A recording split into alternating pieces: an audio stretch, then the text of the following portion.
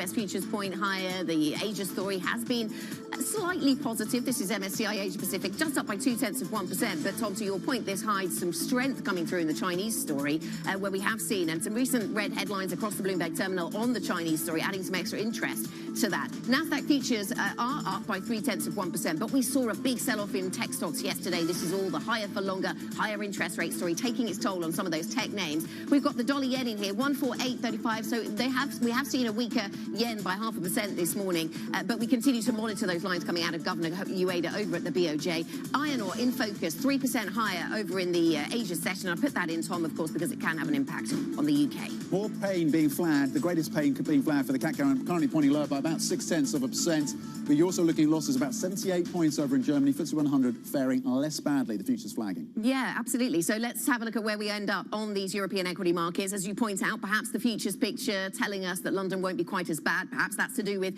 a surge in commodity prices. The iron ore price going higher sometimes does support the mining sector. But it's still down by 0.2%, not as much as the Spanish IBEX, but it is still in negative territory. So we've got just a couple of markets open for now. We'll continue to monitor. In terms of FX markets, obviously a lot of attention through the Asia session has been on the yen and a bit of weakening of the yen. The euro, with that in mind, is pretty stable. The dollar actually overall pretty stable. We're seeing some weakness in the pound coming through as well. And we talked to Sophia Horta-Acosta about the data that we've had out overnight, and there really did seem to be something for everybody, from the retail sales to the consumer sentiment story, all looking pretty mixed. We wait for PMI data out of Europe later on today. That's going to be really interesting on the UK, as flagged by the Bank of England yesterday, but also for the rest of Europe as well. Will that confirm? Looks as if it will confirm, still in contraction territory as far as the PMIs are concerned. Now, really interesting, over the last day or so, we've seen that higher yield story. We've seen selling of bonds and yields going higher, the sell everything, weaker across all major asset classes over the past week, and that has applied to sovereign bonds just as much as everything else. But today we see a bit of a turn actually in the story into the European session. So the Spanish, the UK 5-year and the 2-year. We see some bond markets just with yields dropping a little bit. We keep an eye on that. We also keep an eye on commodities because of the higher iron ore price we mentioned. Oil creeping a little bit higher. Also diesel very much in focus. And Tom will get an update on the commodity space a little bit later on this hour. Across these major sectors then, the pressure being felt downside across all of these major sectors. And the focus really in terms of the selling pressure coming through for technology. Anna flagged this, the high yield environment, of course, challenging for the tech sector. And here in Europe, we're seeing losses of 0.6% there. We've been digging into the iron ore price and the bets that maybe more stimulus is going to come through from China. Basic resources, though, as a sector, despite the upside you're seeing in iron ore prices, as a sector, currently down 0.2%. Yesterday, you saw almost 3% declines, thereabouts, for travel and leisure. It was the worst performing stock. Today, there's further pressure in that part of the market as well, down 0.9%. Autos off by 0.8%. And utilities, normally, of course, a bit of a safe haven play, one of the biggest losers across the session so far in your sectors, currently down a little over 1%. That's the breakout across these sectors. Broadly, of course, across the benchmark, losses here in Europe of 0.6%. Okay, so yeah, the European stock market session looking pretty weak. Let's just get to some lines coming through from Governor Ueda over at the BOJ. A red headline coming through, interesting one, says if the BOJ goal is in sight, then we'll consider yield curve control end, comma, rate shift. And this is interesting because it would seem surprising, I think, that the governor would intend to give a signal this late into the conversation today around where things are heading. So is this just more a statement of the obvious around what the BOJ is attempting to do here? If the BOJ goal is in sight, will mull, YCC end and rate shift? It does tie in, though, with the conversation we were having with our guest in the last part of the programme, who was suggesting that January is his date for the removal of YCC and for the removal of negative interest rates, but then rates start to go up very gradually. Anyway, that is the latest line coming through from Governor Ueda this morning. Okay, let's bring in Sophia Acosta as we reflect on the fact that the Japanese yen is currently at 148.38. Not a huge move on the back of that redhead, down 0.5%. Was it just a reiteration of the comments that came through in his conversations with that Japanese newspaper, or does it suggest that it's bringing forward the expectation that maybe some of these policy mixes are going to change? Sophia Acosta, on what's been happening here in the UK, though, and a little bit of a muddy picture when it comes to the UK consumer, but you were suggesting that maybe there's a little bit of resilience there, maybe there's a little bit of optimism, maybe the UK consumer is holding up a little bit better than has been suggested from some of the other data. That's some of the read that we're getting, not just from the macro data, but also from what companies are saying. Next, yesterday, revising their estimates or forecasts again because of that resilience in the consumer, because wage growth is finally outpacing inflation. And even though this might not translate, this is just a catch-up, because it has been really a laggard for so long, because inflation, we had that double-digit run of inflation for months last year. But really, it makes people feel better. We're seeing that in the consumer confidence data, which I must say is still negative. So this is why we use the word resilience. It's not kind of a buoyant, happy consumer. It's a resilient consumer because of all this higher interest rate pressure that's coming for the market. We do have a warning, though, and that's why the BOE paused yesterday, because this kind of pace of interest rate increases hasn't really been fully translated into the real economy, so we're not seeing the full effect of monetary tightening in the UK. Yeah, and where they're certainly not seeing any effect of monetary tightening, because they're not doing any, is around the BOJ. Just getting another line coming through, another red headline, Sophia. The BOJ's Ueda saying, distance to ending negative rates has not changed much. I should say both of those red headlines not impacting the yen very much at all. The yen down 0.5%. It was down 0.5% before those lines came through. So Governor Ueda saying the distance to ending negative rates has not changed much. The global picture around the BOJ story is interesting, and one we talked about with our guests in the last part of the programme. This could have an impact on Japanese investors' willingness and appetite for US treasuries, which is the reason this is globally important, I suppose. Yeah, and also because long yen is one of the kind of favourite macro trades going into this year, and we're seeing that being kind of repeatedly killed over and over again, or disappointed in the market because of what Ueda delivers. I mean, I think the way you're reading out, the way we're looking at these red headlines, are we getting any clarification from Ueda on what the plan is? I think it's just even more confusing, and this is why it's one of the most interesting central banks right now to follow, and perhaps one of the most difficult ones. I wonder if the lesson we should have taken from the beginning of September and the pushback we got to that newspaper article, market reaction, is sometimes central banks are just talking and they're not actually trying to signal very much. I know that seems incredible when you think of the sort of these masters of monetary policy universe, that everything they say should be so carefully calibrated. And shock horror that sometimes central banks just don't know what to do next because the data and the data picture and the forecast are so unclear. And on that, the key question around this redhead, the distance to ending negative rates has not changed much. Well, what was the original distance? I'm not sure if they've outlined a particular time frame, and you can correct me if I'm wrong, but that's the key question that jumps out to me. Well, if the distance hasn't changed in terms of ending negative rates, what was that original distance anyway? Is it at the early part of next year? Is it pushing it into the middle of next year? Bank of America, as we were saying, they're seeing January potentially as the opening of the window there. Yeah, and the language is all kind of in the negative, right? Because that was the interview also that he gave to that Japanese newspaper, saying the risk is not zero. But he didn't tell us what the risk was of the change in policy. He's also not telling us what the distance is. So it's, I mean, we know that Governor Ueda has a great sense of humor, but I do think that this is very, very, I mean, it means that we'll be talking about the BOJ for the next months. Well, and sometimes there's value in a little bit of, not confusion, but a complex story. Optionality? Yeah, for central banks. Ambiguity, that's the word I was Ambiguity and optionality. reaching for. Sophia Acosta, thank you very much indeed with the reaction to these redheads crossing from Ueda's press conference, of course, on that decision by the BOJ to stand pat. From our Markets Today blog, you can get more, of course, from the team, Sophia and the team, on the front page of the Bloomberg UK website or by typing TLive Go on the terminal. Let's bring Joe in, though, at this point, focused, of course, on the equity space and the movers this morning. Joe, what is standing out to you?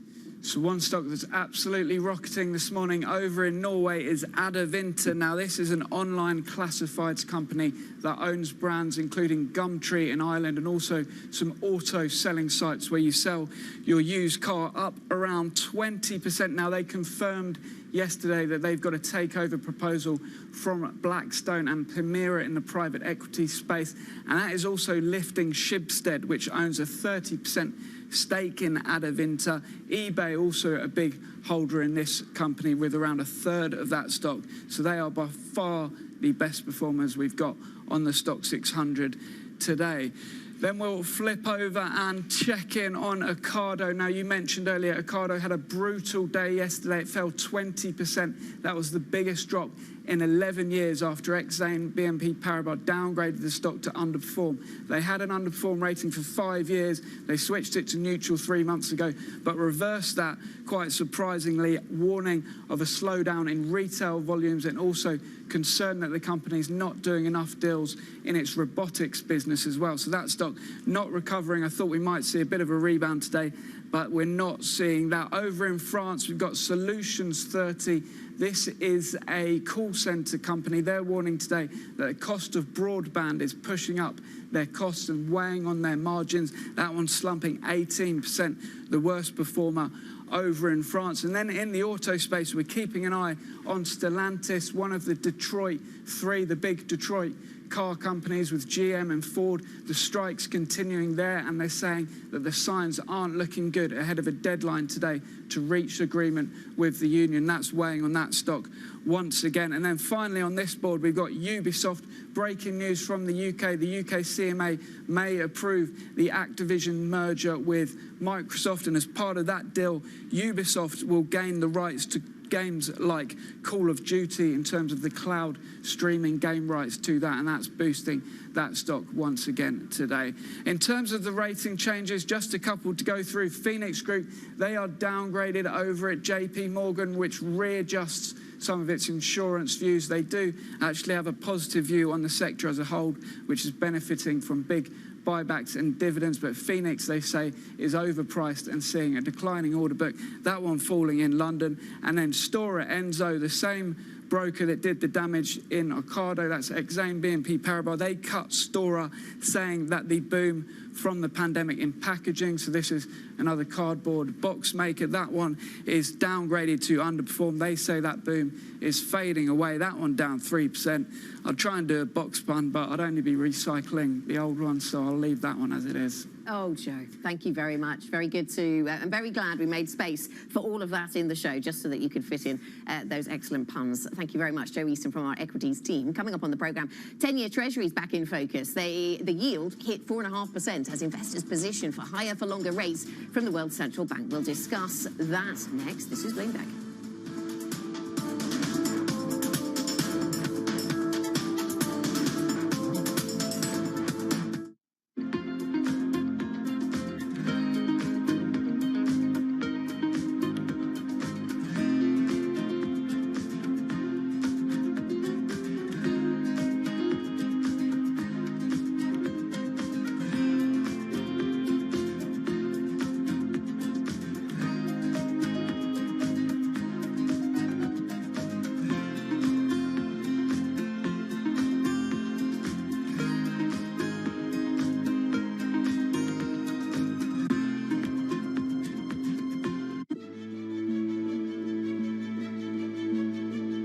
I don't think we can replicate Tesla. Tesla is a unique because when they founded, and then the personality behind it, the product is beautiful, technologically very, very strong. So in many areas, Tesla is Tesla, but Xpeng is Xpeng. We want to focus on what we think is important for our customers.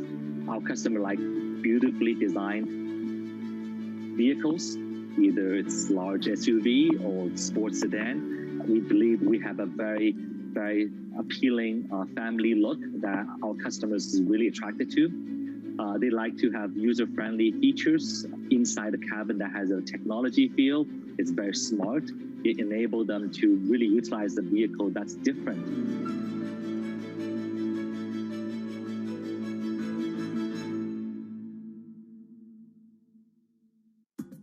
ask me all the time, what is the key to being a really good investor? And I tell them it's to surround yourself with and work with the best investors you can find. On Bloomberg Wealth, I'm going to take you to meet the greatest investors in the world, the people that I would like to have managing my money. I found myself in a spot where I was constantly getting new challenges. A lot of, I think, the best mentorship I had at Bridgewater is because people often saw in me the potential to do things I didn't even see in myself yet. Bloomberg covers the world with unmatched reach and resources. From more than 120 countries, the moment news breaks, 24 hours a day.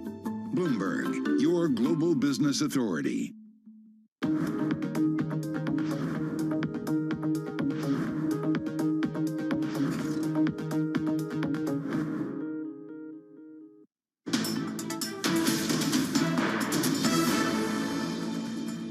Welcome back to Bloomberg Markets today. Still monitoring the press conference taking place at the Bank of Japan over in Tokyo. Governor Ueda talking to markets about what the decision was, and obviously that was for no change in yield curve control or negative interest rates. The couple of red headlines we've had just in the last 10 minutes, if the BOJ goal is in sight, we'll consider YCC end or rate shift. Also saying that the distance to ending negative rates has not changed much. Actually going on to talk about FX a little bit, which is perhaps interesting. Always watching FX carefully. FX moves impact prices and other factors. Desirable for FX to move stably. So no doubt he was asked about FX and has commented in that fashion.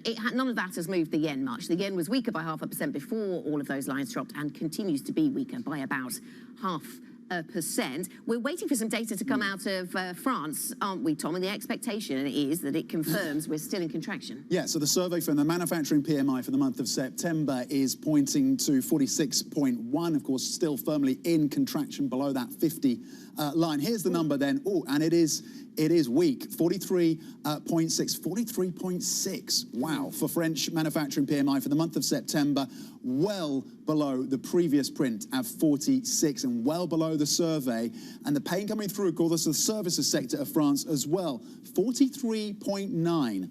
And the survey had been for 46 for services. So services shrinking on this PMI print out of France, manufacturing shrinking as well, 43.6. The composite number is 43.5. Checking in on euro dollar, and there's been a big move lower for euro dollar. Single currency currently down 0.3% at 106, Anna. Yeah, absolutely. So the euro weakening on the back of that. And I mean, it's interesting that the services picture is so weak because, as you pointed out, Tom, it was services catching down to manufacturing was the story around the summer. And now we firmly see that in place. Let's get the perspective of Vivek Paul, Head of Portfolio Research at BlackRock Investment Institute. A negative data picture. Good morning, Vivek. Negative data picture coming through for Europe then. As far as the French data is concerned, we'll get further data points as we go through the morning on this. And the euro on the back foot as a result. Your instant reaction, I suppose, to this weak picture for Europe?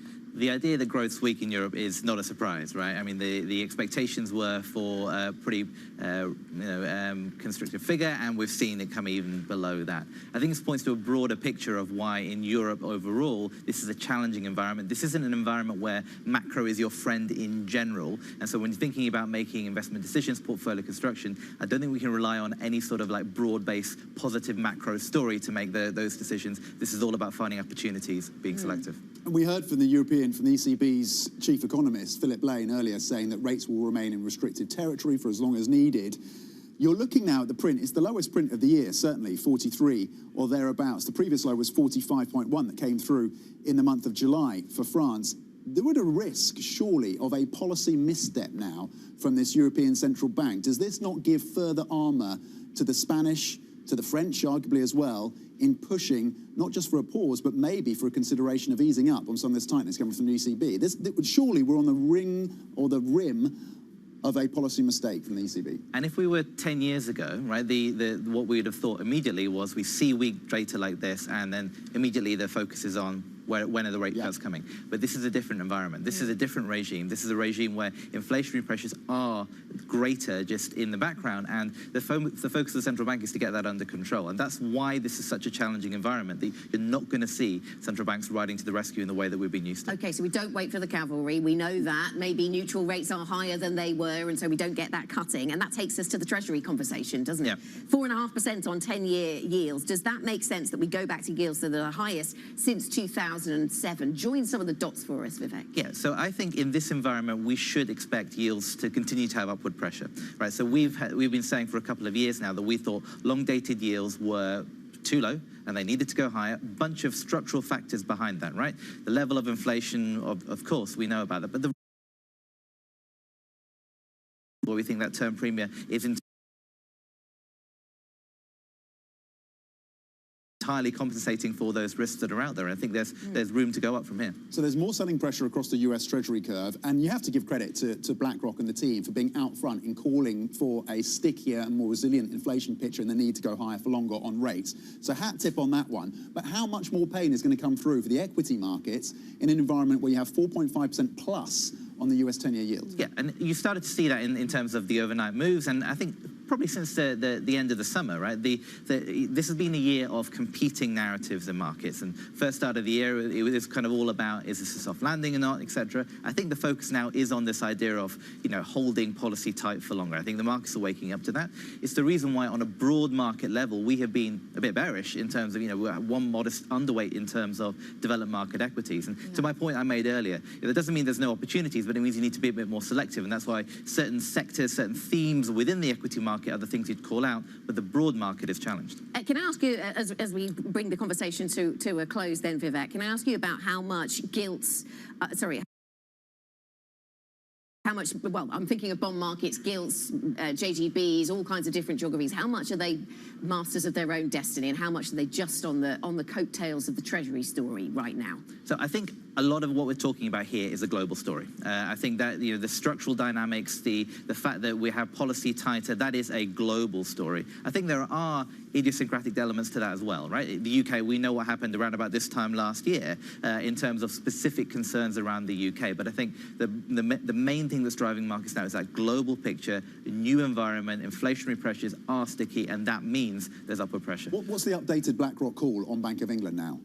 So I think for us, if we're not at the peak, we're there or thereabouts, so we're not far off. But I think the important thing for a while is not where that peak is, it's how long we are around that level for. So the view continues to be that we think the Bank of England is going to be holding policy comparatively tight, and I think that is the key thing to watch out for. So in that sense, no view change. Vivek, thanks so much for joining us this morning. Vivek Paul, Head of Portfolio Research at BlackRock Investment Institute. Coming up on the programme, Microsoft gets a huge boost in its attempt to clear the final regulatory hurdle for its $69 billion Activision Blizzard deal. More on that story next. This is Bloomberg.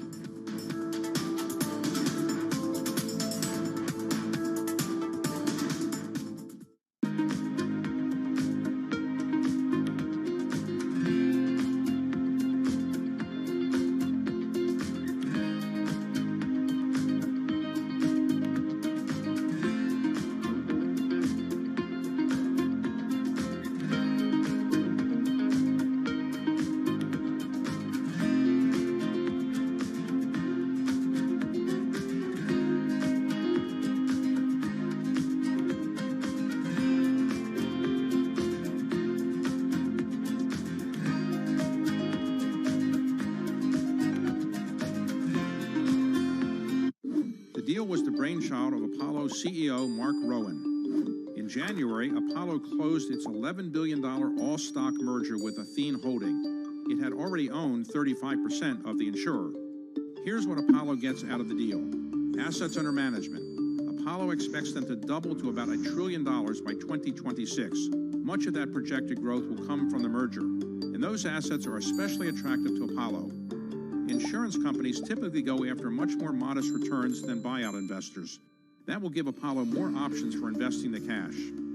Athene is a steady provider of fee income. It has grown into one of the nation's biggest holders of fixed annuities, those retirement savings products favored by risk-averse customers. The merger will also allow Apollo to simplify its governance. It gave up its dual-class share structure and adopted a one-share, one-vote plan. The hope is that will eventually lead to Apollo's inclusion in the S&P 500. The names that move markets are on Bloomberg. There's a complete change in the labor market. There's a complete change in the energy future that we are facing. Under tightening would be a worse mistake than over-tightening because we can course correct that. The question is whether we need to increase the pressure or just keep pushing. We've been getting good news. We just have to keep getting good news. Nobody covers business like Bloomberg, your global business authority. Slice through the noise. Forget the noise. Ignore the noise. Is this just going to be noise? Just noise. It's noise versus signal. Now, more to the point. What is the lesson or the observation?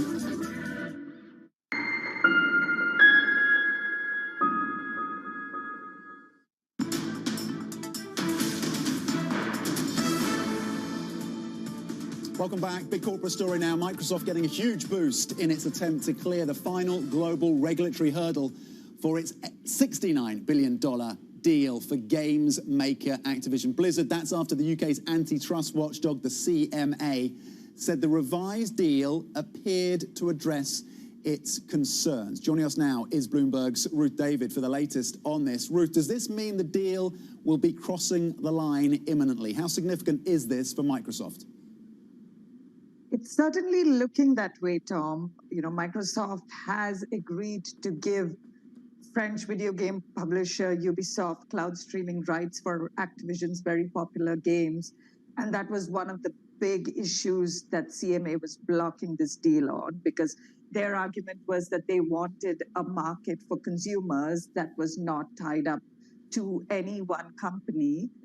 And now we still have that October 18th deadline, but it's looking a lot better for Microsoft, especially if you look at the fact that the FTC's court challenge over the deal was rejected. The European Union has cleared it. Though I do wonder what this means for European Union clearance, given that it has somewhat changed the outlines of the deal. But from the CMA's front, it's looking pretty good. Okay, so it looks better in terms of the CMA approving this then, Ruth. What are the takeaways for consumers? Because as you point out, the CMA's objections were all around providing more options for consumers. So to what extent does the renewed offer from Microsoft do that? It definitely makes it a much better market for consumers, even though this market, you know, one of the things that the CMA has taken flack for is opposing a takeover based on concerns around a market which is still pretty immature.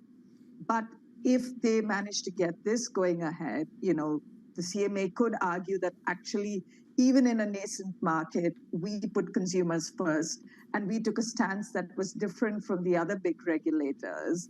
And look, we actually managed to get some changes and to get a deal that is better for consumers. Ruth, just briefly, does it accelerate? Do you expect to pick up an M&A here in the UK on the back of this?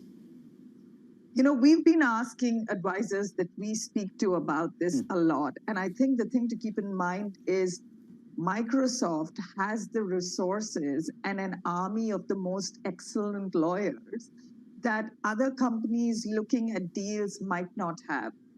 And the overarching sentiment that we are hearing from company advisors, you know, from lawyers that are looking at these transactions is there seems to be more uncertainty around CMA approvals now, especially post-Brexit.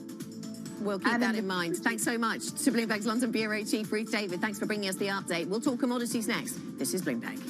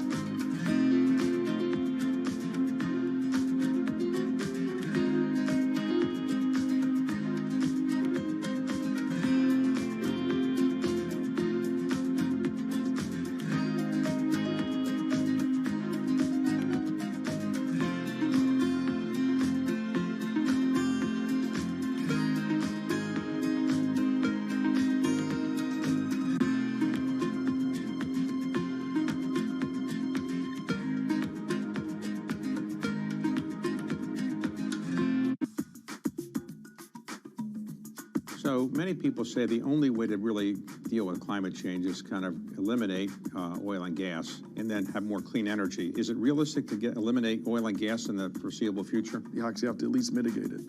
I think you have to bring a lot of it down and replace a lot of it, but you also have to, you can also have a huge impact by trying to do things like carbon capture and so forth, right, and around it.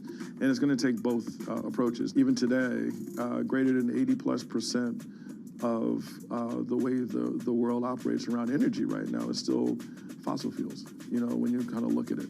And probably what's more striking is the fact that the demand for it is going up every year. Things like solar or wind, it's nice and environmentally friendly, but really it's not going to be produce enough energy to really replace oil and gas in my lifetime, I assume, right? Well, not by itself. So let me just say, solar and wind are critical components. You need, this is going to be sort of a collective effort with a lot of different technologies that are each going to come in and take their piece. But we do a breakthrough. We look at technologies that could produce half a gigaton, remove half a gigaton of carbon a year. And the way to think about that number is we have to remove, say, 100 half a gigatons, you know, a year in terms of what we have to replace.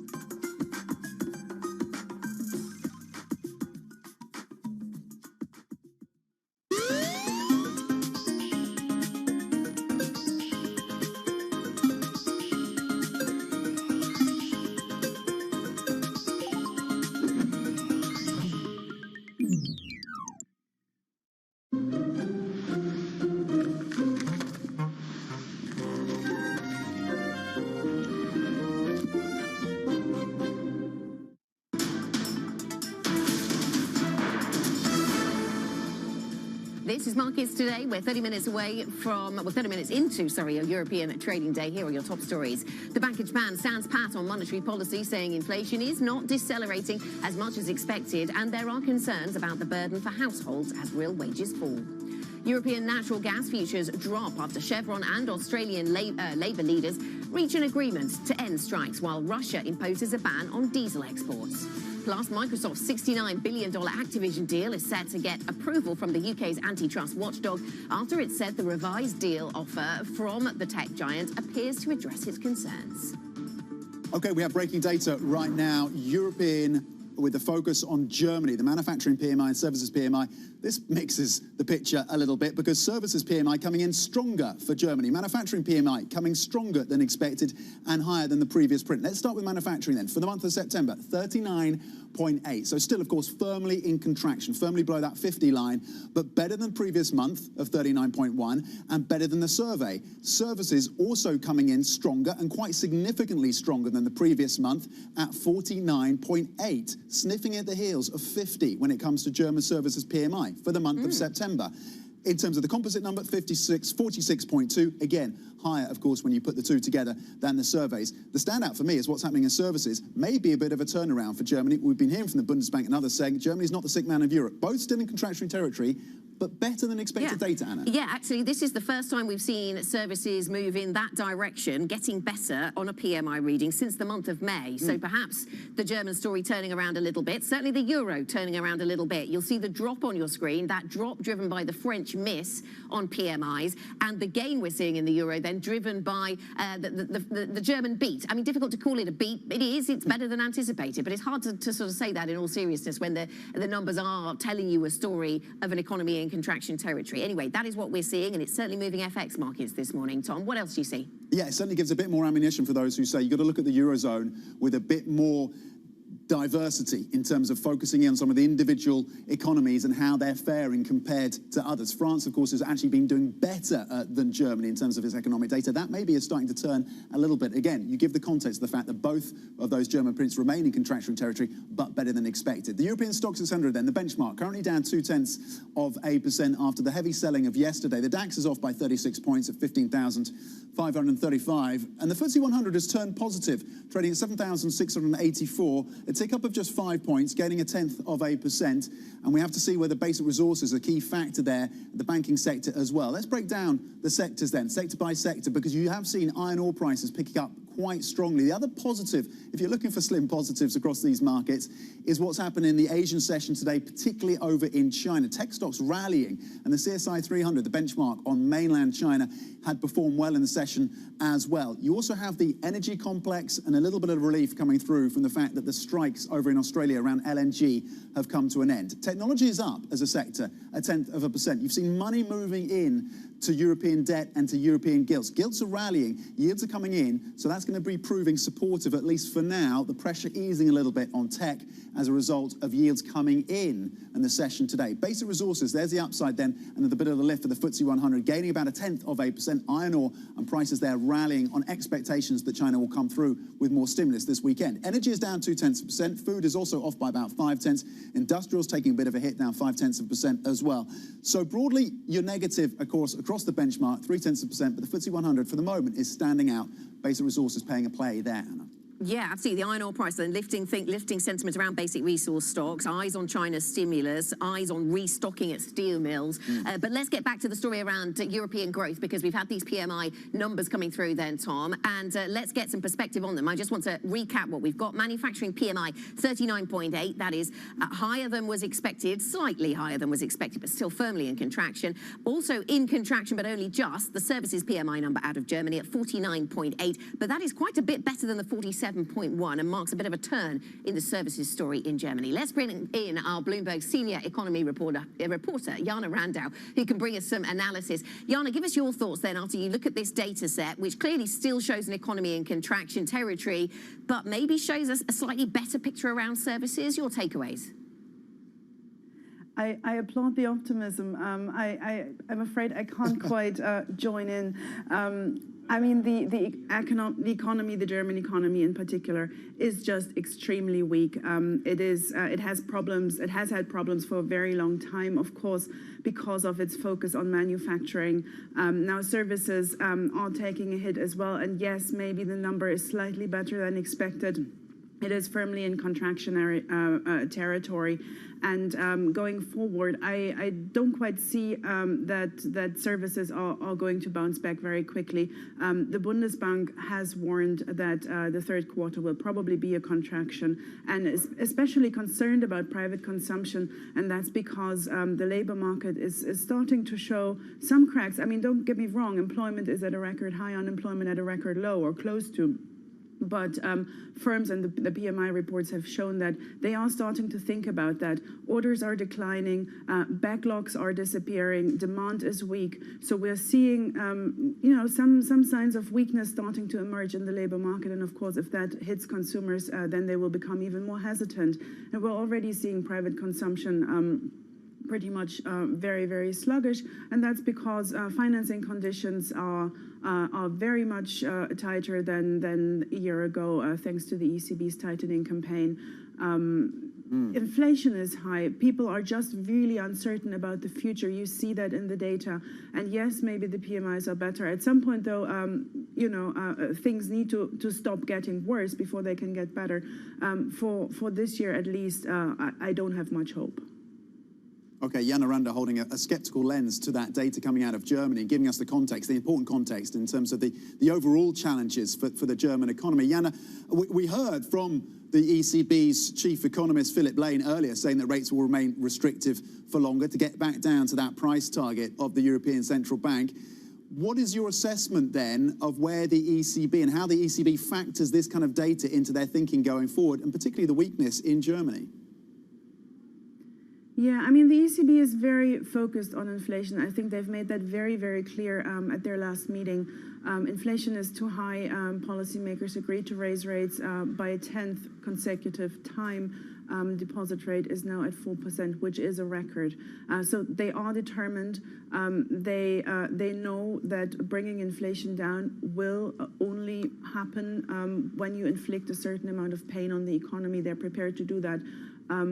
And they have, for that matter. Now, do they want to see a big recession? Of course not. So they are careful. But when you ask them, are you concerned about inflation? Are you concerned about economic growth? The answer, there is no doubt about the answer. The concern is inflation. Now, what's interesting when you listen to policymakers now coming out and digesting that policy decision, the latest one, they have very different interpretations of what's going on. The statement says, if we hold the current levels for a sufficient period of time, that'll make a big contribution to inflation coming back. The president also said she can't quite say whether rates have reached their peak. Now you listen to the hawks, they say, well, we need to be careful. Another hike might very well be possible. You listen to the doves, and that was interesting yesterday to hear from the Greek governor. He says the next move of the ECB will likely be a cut. So you see views diverging, the interpretation on the economy diverging, which just tells you it's a very difficult, a very challenging environment, very difficult to read, very uncertain. So we'll have to see how it goes forward. But certainly, as far as ECB attention, firmly on inflation. Okay, Jan Aranda, Bloomberg's senior economy reporter, joining us for the context on this data and the implications for the ECB. Thank you. Switching focus to the energy sector now, Chevron and labour unions have reached an agreement to end those strikes at those key LNG facilities in Australia. The resolution has ended weeks of uncertainty over Australian exports that has roiled global markets for natural gas. For more, let's bring in Bloomberg's senior energy reporter, Stephen Strapczynski. Stephen, how is the gas market responding then to the latest update on strikes being called off? A little bit of softness coming through for these gas prices. Yeah, you're seeing a bit of a sell-off today. Nothing huge. I think over the last few weeks, you've seen the market kind of accept that maybe these strikes, even if they were going ahead, were going to affect exports. And the government regulator in Australia had signaled that they wanted to end these strikes as soon as possible. They didn't want there to be a big impact on employment nor on the country's economy. So they were getting ready to make a decision for Chevron and the unions, but the unions and Chevron, the two parties were able to come to some sort of agreement earlier today. They're ending strikes. They're finalizing the deal now, and you are seeing some weakness in gas. The market is still on edge, right? Without Russian flows of gas to most of Europe, the LNG market is where a lot of European countries are turning, and LNG supplies are tight. There's not a lot more supply, but there's a lot more demand. And so that means anytime that there's a risk for an export disruption, be it Australia, Norway, the United States, anywhere, that causes a big ripple in the market and a spike. So while things have settled now and prices are down a bit, the market is going to focus again on any potential disruption going into winter. Before the winter is over, you could expect maybe a bit more volatility. Stephen, talking about export disruption, we've seen that around the diesel story from Russia. What should we expect next after Russia decided to stop diesel exports? I understand that Europe doesn't buy this stuff. Brazil buys a lot of it, but of course anything that's removed from the market globally has a knock-on impact. Sure. I mean, global diesel supplies at the moment are pretty tight, and that's been happening, over the last few months. Saudi crude and Russian crude, they've been ramping down production 1 million barrels a day. That crude is diesel rich. And so there was already a bit of a tightness in the diesel market. With Russia banning exports of diesel, even though it's temporary, it could just be a few weeks, maybe 6 weeks at most, that still adds even more tightness, right? It tightens things up, and you could see prices for diesel continue to rise. You could see areas where there are supply chain problems because diesel is used in trucks for shipping. There's also an impact on other refined products potentially. So even though maybe those physical flows won't be going to Europe or other places, it does mean that there's going to be globally a shift in supply. And that could lead to, some crunches in some other areas and an increase in prices. That's just going to add more to inflation, to the inflation risk in a lot of these economies, especially ahead of, potentially higher economic demand for products and goods. Stephen, thanks so much. Bloomberg senior energy reporter Stephen Strapczynski on a range of moves in energy markets. We're also focused on a basic resource commodities perspective on iron ore. Tom talked about that as we saw the markets open this morning. Coming up on the programme, we'll get back to the media sector, though. Rupert Murdoch steps down from his media empire, leaving his son Lachlan in charge. So what does the future hold then for Fox and News Corp? This is Bloomberg.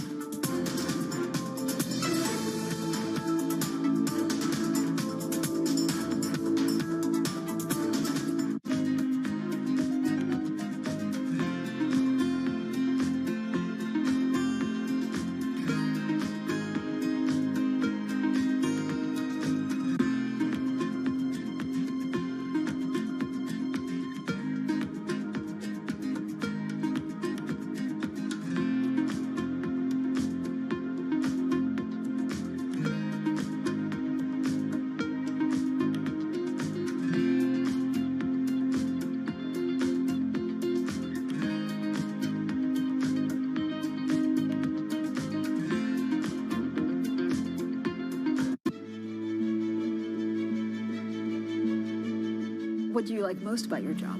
I think the people. I mean, ultimately, we're a people business. A lot of what my job is as CEO of the company is to give those people sort of motivation, to tell them where we're going, to encourage them to come up and do their best work, to encourage them to collaborate. Sometimes you sort of think you're almost a psychologist, as you are a business leader, I think, sometimes. And so what's your best piece of advice? I love pitches. I love being sort of leading from the front, if you like, and spending times with teams. I love to see the work that we're doing. When we pitch for a piece of new business, often when we come together. So I guess I try and put myself in the seat of the client. And what's the client going to think when they see this work? Are they going to be excited? Is it going to turn their brand around? How's it going to resonate with their consumers? So as much as possible, I think probably I try and play that role.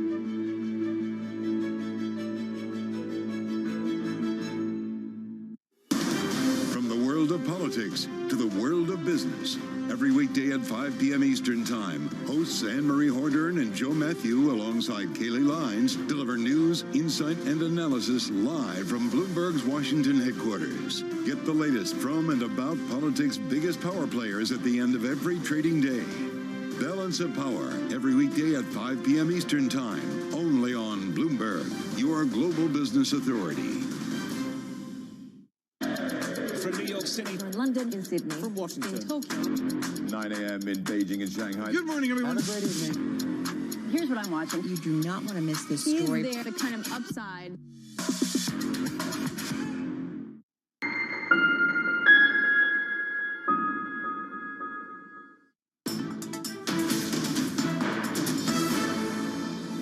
This is Markets Today. We are 45 minutes into our European trading day. European equity markets on the back foot a little, down by 0.3%. Basic resources making the difference, though, for London. Pretty flat, actually, in terms of London trade. We've talked about commodities. Let's talk about media. Rupert Murdoch's decision to step down as chairman of Fox and News Corporation leaves his son, Lachlan, with the task of steering the family's cable TV and newspaper companies around two troubled industries. Joining us now with some analysis, Bloomberg's Ben Westcott, who joins us from Canberra. And it's to Australia we go for this part of the conversation then, Ben. What has been the reaction in Australia's political class to Murdoch's announcement? He is, of course, a global media figure, but let's go to the place of his birth and a place where he still has a lot of influence and holds a lot of the cards in the media landscape.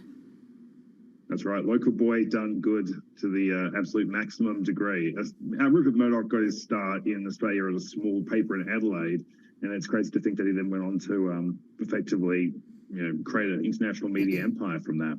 The reaction here has been pretty mixed, particularly among the political classes. The government has been, which is a centre-left Labor government, has been pretty cautious in its response. The Foreign Minister Penny Wong, when asked in New York during the United Nations summit for her reaction, just said it's polite when someone retires to say good luck in their retirement, but didn't really get drawn much more than that. But at the other end of the spectrum, we've had former Prime Minister Malcolm Turnbull, who was a Conservative leader, but he has basically said that Murdoch's legacy will be one of enormous damage done to democratic societies around the world.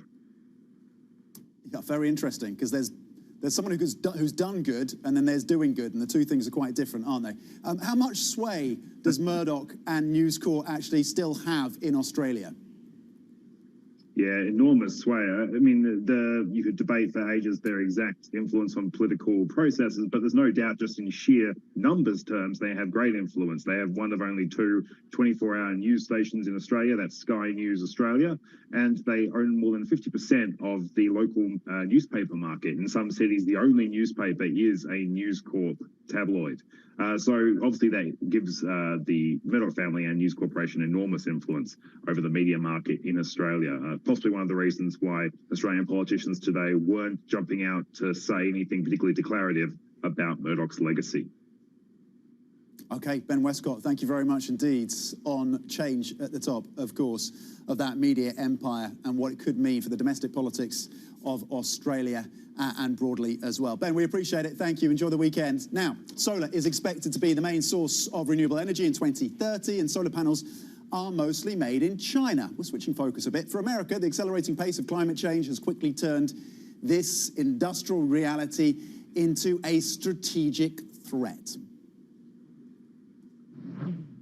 solar manufacturing is a horrible business, and nearly everyone who's gone into it has failed. The U.S. has woken up to a big risk when it comes to energy. 15 years ago, China could produce 6 times as many solar panels as the U.S. Look at what's happened since then. It can now make 70 times as many.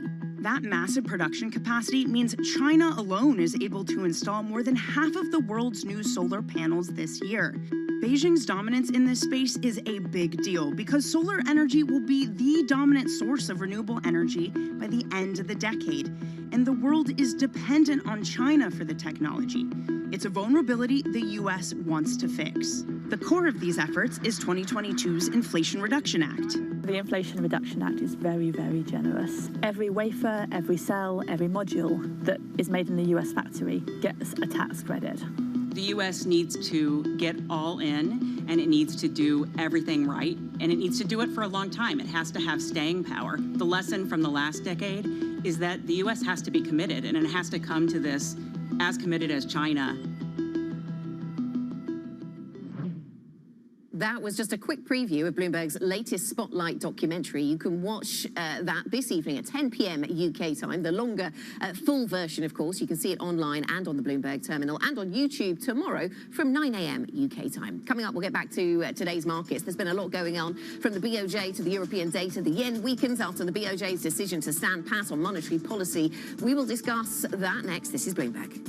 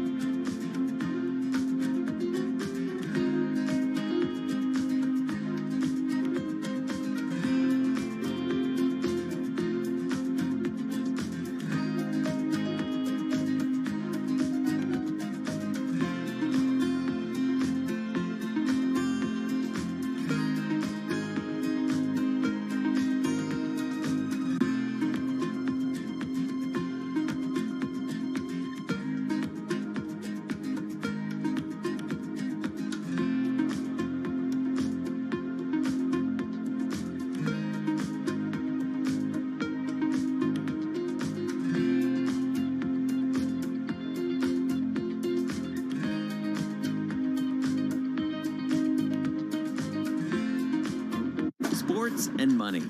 They've always gone together. But never before have sports been so massively influential and as lucrative as they are today. NFL, NBA, none of them were what they are today when they were born. There's leagues that are being thought of and built every day. New teams, new leagues, new business models, even entirely new sports. I never in a million years would have thought this is what my life would be like. We set out to find what's happening and what's about to happen at the nexus of business, sports, and culture. Getting involved from a business perspective was something that was very natural and an easy transition for me. From the pickleball courts of Arizona, to the kabaddi tournaments in India, to the cornhole boards at your local tailgate. This is what's next in sports.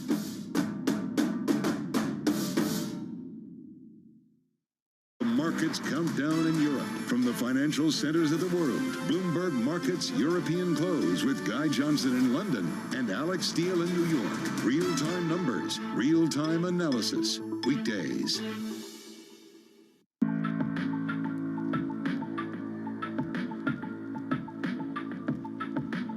This is Bloomberg.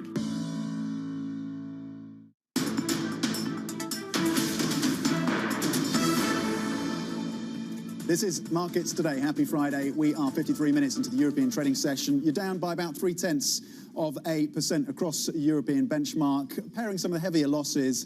More of the action, arguably, in the bond markets. Gilts are bid, as is Italian and German debt as well. Yields coming in by 4 basis points at the front end on UK debt, 2-year at 4.82.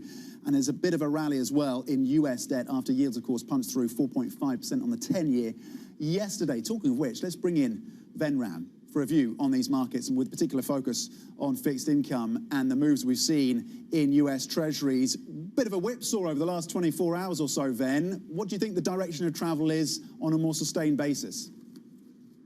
Morning, Tom. I think yes, a whipsaw in the past 24 hours, but that's not surprising considering how much we've run up in yields in the past 1 week, particularly in the US. And if you look at the real rates in the US, they are sending one clear message, unequivocal message, which is that the direction of nominal 10-year yields is higher. And I do think that the 10-year yield will go to 455 and beyond. And I think on the 2-year front end, I think we'll go to 443. Because if the Fed is going to stick to its dot plot, and if the economy is going to cooperate by being as resilient as the Fed expects it will be, I think we should expect the direction of travel to be higher on yields. Okay, so higher there. What about the European story? Because that's been whipsawed, to use that word again, by the data coming out of France, weak, Germany, still weak, but better than expected. What do you make of the direction of travel for European bond markets? Also, you know, taking into account your Treasury view, I guess. It's a very curious thing that's been happening in the European bond markets and in the past week. Of course, the ECB raised rates last week, and then they signaled that they're going to be on hold for a while. And yet, if you look at the bond yields in the past 1 week, they've actually climbed higher, even though the ECB said they're going to stay on hold. That kind of suggests the correlations with the US markets, as you alluded to, is still very much in play. And the markets don't quite believe that the ECB could be done with its rate hiking cycle. If you look at forward-starting inflation swaps, they're much higher than the ECB's 2% target. So the markets are saying, look, the ECB may be saying this, but if you look at the real policy rate, there's not that much of a cushion. So maybe they will need to raise rates more than what the ECB thinks it will have to do. And that's what the bond yields have been showing in the past 1 week. Ben, do the same dynamics apply here in the UK? We're seeing gilts being bid in the session today, yields coming in. You note that they actually moved higher on the back of that surprise move from the BOE to actually hold rates. What is your view projecting out for the BOE? Yeah, absolutely. I mean, I think that, I think that gilt yields have topped for the cycle, particularly at the 10-year level, because, the dynamics are slightly different. But what is curious about what the BOEs did yesterday was that they also announced that they're going to ramp up bond sales, the QT part of it, and that's going to go from 80 billion a year to 100 billion. And that is going to impose some kind of upward thrust on yields. But I do think that that's not going to be a material factor. It's going to be a factor, but not a material factor. So I do think that the 10-year yields on gilts have peaked here. Okay, Ben, thanks so much. Thanks for taking us through the global story from Treasuries to European bond markets to gilts. Thanks to Venram from our Markets Live team. Remember, you can get up-to-date analysis, MLIV Go, the function to use if you want to stay across the thinking of the Markets Live team. You can find the Markets Today blog on the Bloomberg website. You can also find it on the T-Live function, TLIV Go, on the Bloomberg terminal. European equity markets mostly in the red. This is Bloomberg.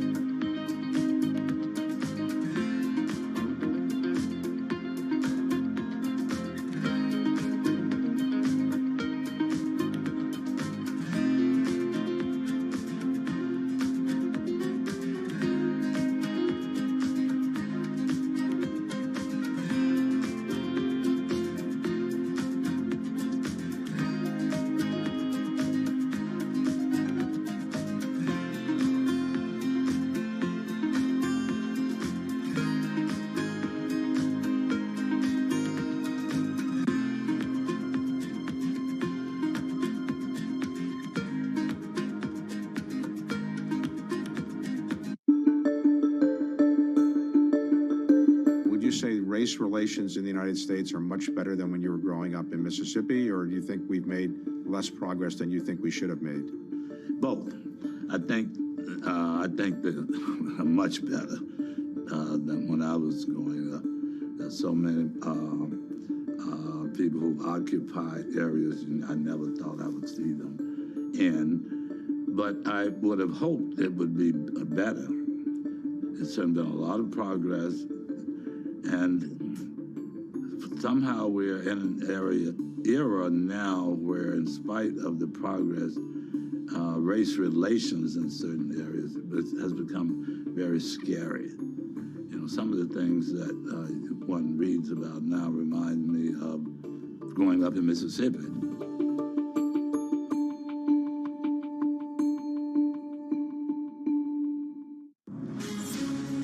From the beating heart of global finance, economics, and politics, and wherever newsmakers are moving markets, Bloomberg brings you conversations that allow for deep discussions and important insights. How has that shaped your strategy for the bank? Is this a new normal? Is this like a catalyst? Do you think we're in a new phase for dividend policy overall?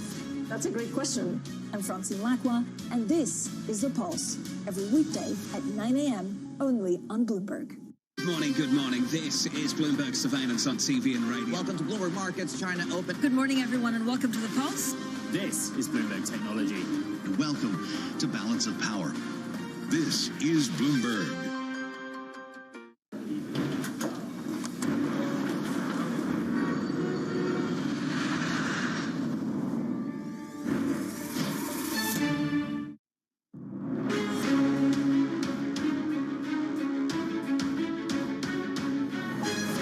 Newsmakers and market movers. This is The Pulse with Francine Lacqua.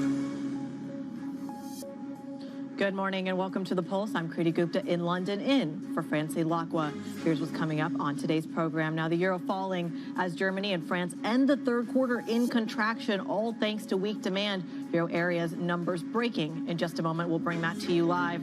Over in Japan, the BOJ keeping policy unchanged. No clear signs of a shift just yet, weakening the yen. Plus, over in the corporate space, Microsoft's Activision deal set to clear its final hurdle in the UK after Britain's antitrust watchdog says a revised offer appears to address its concerns. Let's get a quick check at European markets at the moment because, again, you are seeing a lot of digestion. Not a ton of real market reaction, though, but I mean, this is crucial. This is pretty normal. We are expecting what we were seeing in the U.S. to be a Fed hangover. Now, right now, you're seeing the Euro Stoxx 50 down about 0.5%. The FTSE 100, actually the outperformer. Again, a turnaround of this dynamic you've seen between the UK and the continent in the last couple of days, which brings me to the economic data that we are seeing cross the wire already. Euro area September services PMI rising to 48.4. The forecast was 47.6%. So again, 47.6, excuse me. The manufacturing PMI is 43.4. The forecast there at 44. So services PMI coming in a little bit stronger. The manufacturing side, not so much. Joining us now for a little bit more insight on what that means is Bloomberg's Jana Randau. She joins us from Zurich.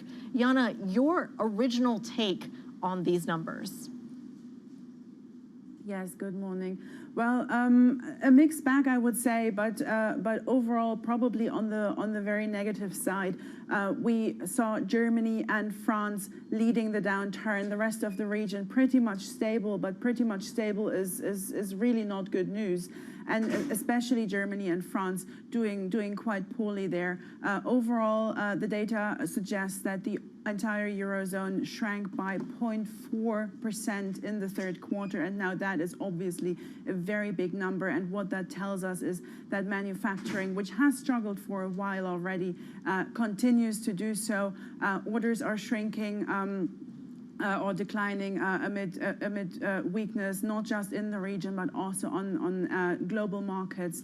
The stock or the backlog of orders is shrinking. Delivery times are speeding up, and that just tells you, a little bit about the desperate state of things in manufacturing. One other thing in services that I thought was really, really interesting, that input inflation actually picked up again, and that is important for the European Central Bank, of course, because they are concerned about inflation, about wages in particular, and services the wages play a much bigger role than in manufacturing. And if you see input prices going up, that tells you wages are going up. That tells you that the risk of a wage price spiral is there. It needs to be monitored, and that tells you also a little something about what policymakers have the challenges they face as they go ahead.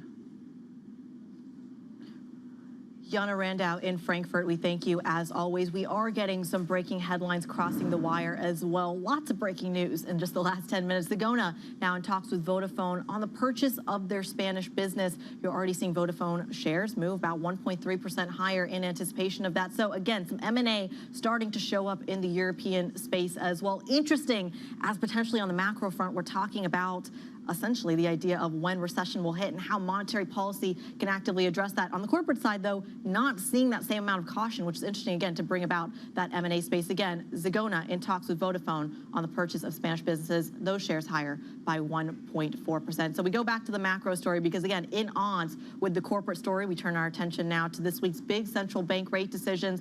Bloomberg's Valerie Teitel has had a full plate this week. She joins me right now on set. We'll start with the BOJ here. The game changer, the pricing going into Friday, totally not what we expected.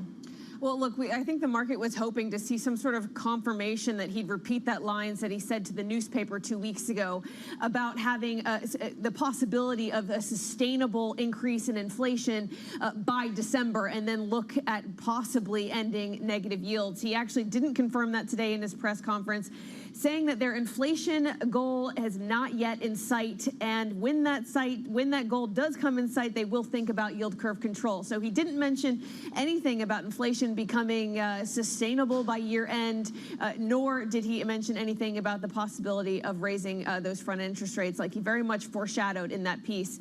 The press conference is very much seen as dovish. We've seen the yen weaken 0.5% versus the US dollar since he took the stand. And then let's go from the BOJ to the Fed, because again, two very different stories. But I would argue the rest of the world, Andrew Bailey included, now taking a page out of the Fed playbook. The BOJ, not so much. Talk to us about the Fed story and specifically the reaction into treasuries. Yeah, the reaction, I guess, since the Fed, especially in yesterday's move, was to see these higher end yields move higher, that especially when it comes to the 30-year, when it comes to that 10-year yield, had some sizable steepening in the market yesterday. A lot of that coming back down to the fact that the Powell and the Fed have reiterated this higher for longer mantra, and we're now starting to see what that could really mean for the Treasury market. If we don't have a recession or a growth turnaround in sight, these yields will stay high until we do see the U.S. consumer turnaround. Truly a fascinating story. And again, so many cross currents in the bond market, plumbing becoming just as important as the policy itself. Bloomberg's Valerie Teitel, thank you as always for joining us. Let's take a little bit more about this week's central bank action. We bring in Anna Stupnitska, global macroeconomist over at Fidelity International. Anna, a pleasure to be reunited, by the way, on this side of the Atlantic. Let's start talking about what Valerie just ended with, this idea of this Treasury market. How much of the market plumbing, of the digestion story, should these central banks be worried about? Yes, good morning. I think this narrative of higher for longer has been there in the markets for a while. As we know, the central banks have been telling us that the rate will be higher for longer. But the markets had not been buying it, and market pricing had cuts across major central banks starting earlier this year.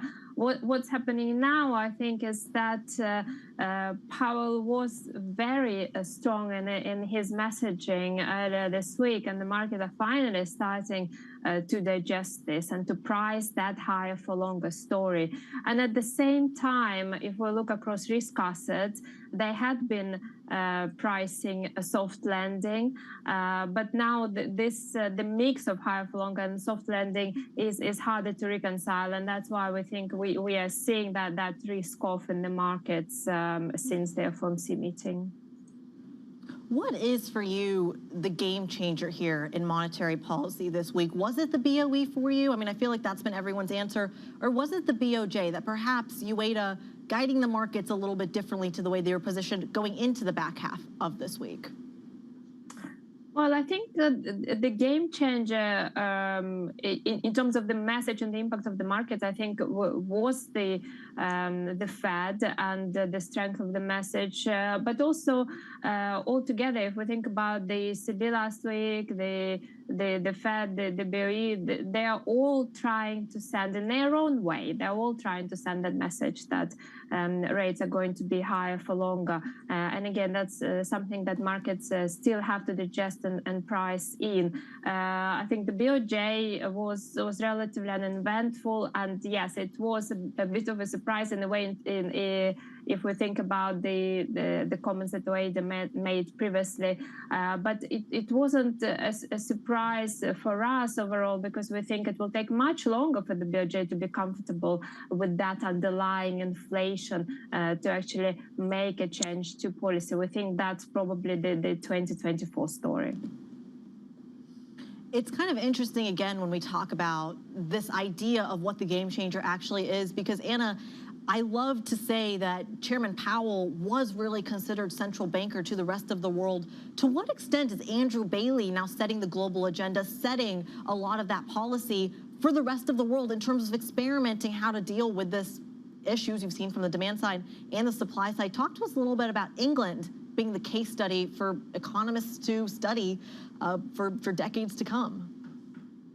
Yeah, I think it's interesting, and obviously the UK economy is a bit more inflationary in a way, and we've had a number of structural and cyclical forces driving that inflation, and so the BOE seems to be facing a much sharper trade-off between growth and inflation, and particularly wage growth looks stickier than potentially elsewhere, and that is feeding into core inflation.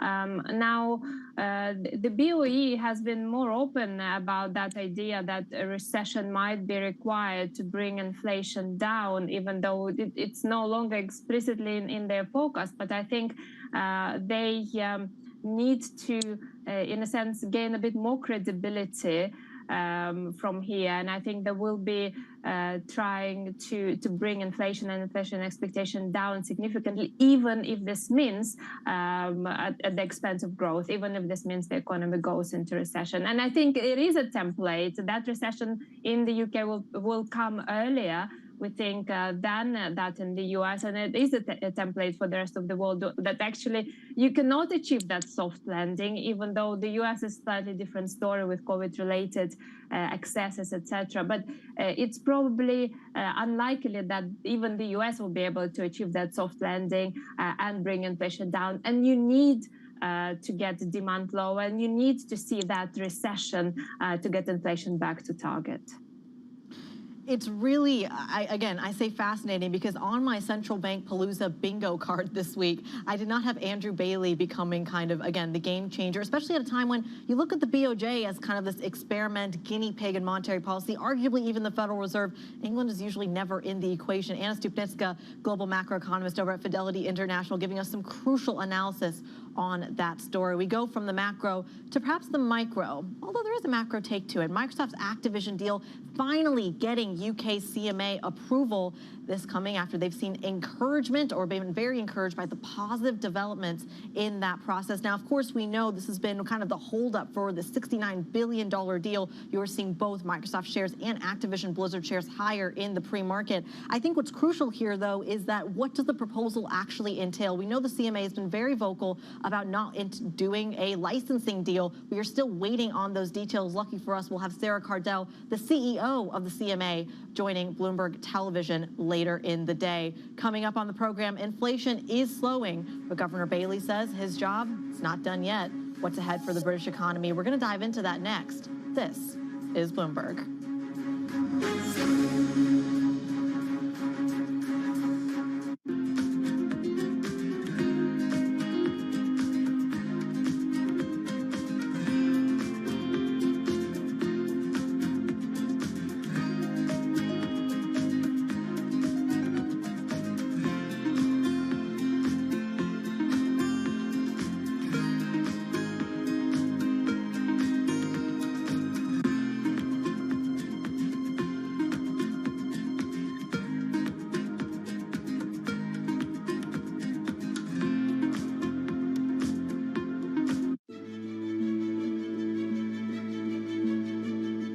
don't think we can replicate Tesla. Tesla is a unique because when they founded, and then the personality behind it, the product is beautiful, technologically very, very strong. So in many areas, Tesla is Tesla, but Xpeng is Xpeng. We want to focus on what we think is important for our customers.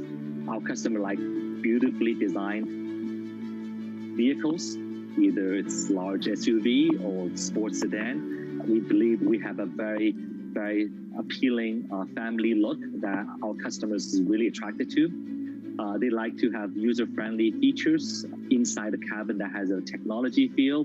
It's very smart. It enables them to really utilize the vehicle that's different.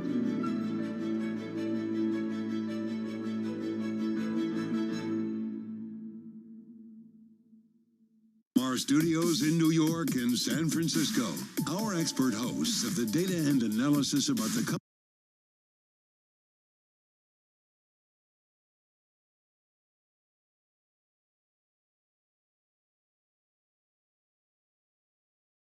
companies you know and the startups to watch, plus the interviews you don't want to miss.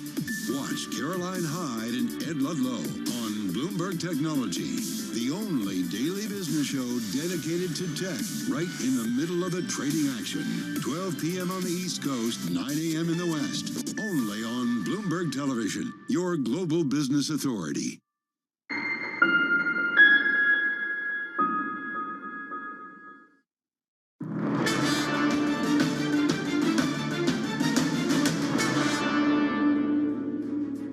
Well, it's a point when we've stopped tightening because we've had very good news this week on the inflation front, very welcome news. We could see that inflation was coming down, but this week's news is good because it's a sign that we've had more than we expected, and that's very good. But of course, the job's not done yet. We can't be complacent about this. Our job is to get inflation back down to the 2% target and to sustain it there. So the job isn't done yet. I hope it is.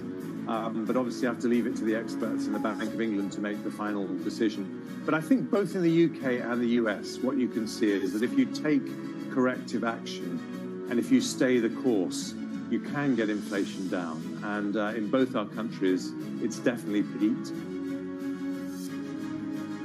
Bank of England Governor Andrew Bailey and UK Chancellor Jeremy Hunt there speaking as the BOE keeps rates unchanged for the first time in nearly 2 years. I feel like I'm okay by saying this really is a historic moment when you look at the BOE because a lot of people were expecting the BOG to be the game changer this week. Andrew Bailey surprising us quite a bit by saying, look, we are not going to be the different or the differentiator for global markets. In fact, we might indeed be with the trend. At least that's my take. Let's get a more professional take and bring in Anna Stupnitska, global macro strategist over at Fidelity International, and Anna Andrade from our Bloomberg economics team. Anna Stupnitska, we'll start with you here. I want to talk to you a little bit about what the difference makes in about 6 weeks' time, because at the end of the day, the BOE still has another decision coming up, I believe November 2nd. Why pause now when 6 weeks may or may not make that much of a difference? Yeah, I think they really were quite opportunistic here. They took that inflation release as the opportunity for them to pause, and they wanted to pause for a long time. They had been preparing markets for a few meetings now, but data was against them, and I think they took the opportunity to pause and reassess. Of course, they will see more data before the next meeting, and they might well hike depending on what they see, but I think this was just the opportunity to pause and assess a little bit, given the data has been in their favor. Anna Andrade. Yes, good morning. Do you agree with that? Yeah, I mean, I might be a bit more strong. I don't think they're going to hike again. I think that was the message from yesterday. I do agree that they took this CPI data point as kind of a way out, because honestly, if you look at it, it was just one data point and there was some volatility in inflation. I don't think we had seen a sustained, there was progress made, but we hadn't seen a sustained decline, in underlying inflation for the BOE to pause, so it felt a bit too soon. They took the way out now, but I also think that with yesterday's meeting, they kind of signaled that they're done. Their concerns have now flipped and completely shifted from, risks of inflation persistence to growth concerns. And I think if you look at the minutes, they also kind of suggest that they will be more tolerant a bit to, probably upside surprises in the data, because they say that it will be volatile, and they say that services and wage might not be, the best indicators to be looking at right now. So I think they're done. When you take a look, I'm going to kind of macro it out a little bit here. When you take a look at even the PMI data that we just got 18 minutes ago, you're seeing this divergence between services and manufacturing, and that's very normal. We've seen that in the US as well. To what extent does the BOE have a problem of this kind of diversified approach, where perhaps their monetary policy, given that it is such a blunt tool, tackles one part of the economy but not the other? What part is it not tackling? Well, I mean, I think so far, so what we've seen in the data is that residential investment is down. So that's kind of, reacting maybe to, the fall in house prices, and that's all been driven by higher interest rates. I think there's also a point to be made that, consumption might be a bit weaker, but it's true that there we kind of seen a bit more mixed signals. The latest July print was a bad one, but it was, led a lot by strikes. And when you look at, consumer-facing activities, they actually did, pretty well, given the decline. So I think, we have a bit more of a mixed indicators on the consumption front, and I think, we'll need to wait to see more data to see, how that really looks. Anna Stupenitska, talk to us a little bit about what she just talked about. This idea that, and I mean, we're showing it more so beautifully on the terminal chart here, that this sticky inflation may not be so sticky. And I think, Anna, I'll come back, Andrade, I'll come back to you. So many Annas, so much analysis, so many Annas, easy to get confused. Anna Stupenitska, let's talk about that stickiness here, because again, I'm putting my American hat on. How can Andrew Bailey hit wages harder? Yeah, I think it's interesting. Central bankers have claimed now that they are doing their job, and the monetary policy is transmitting to the economy, and that's why inflation has been declining. I mean, it's been declining on the headline because of food and commodity prices, and because the base effects have been more favorable. Yes, we have seen some progress in good inflation, and again, this has been driven partly by base effects related to COVID. But I think the progress on services inflation has been very modest, and that's actually the part of inflation that the central banks need to be targeting and should really be hitting. And I don't think that they have been very effective yet. So they claim that they have achieved disinflation, is going in the right direction, but I don't think it's been mostly due to monetary policy just yet. That's why they will have to keep rates higher for longer. And this goes to the whole idea of the transmission mechanism and long and variable lags and how long lags are. And we actually think that that transmission mechanism is delayed. It's not broken. It is delayed.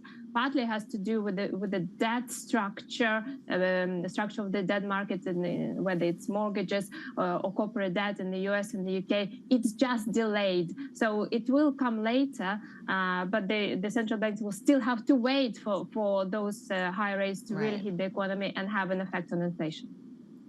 We didn't even get a chance to talk about this quantitative tightening story as well. Plenty more fodder. I could really, I think, spend all day talking about the BOE. For now, Anna Stupenitska, global macro strategist at Fidelity International. We will leave it there. And Anna Andrade as well from our Bloomberg Economics team. Thank you both very much for joining the program. Plenty more to come. You don't want to miss it. It's all about the analysis. Stick with us. This is Bloomberg.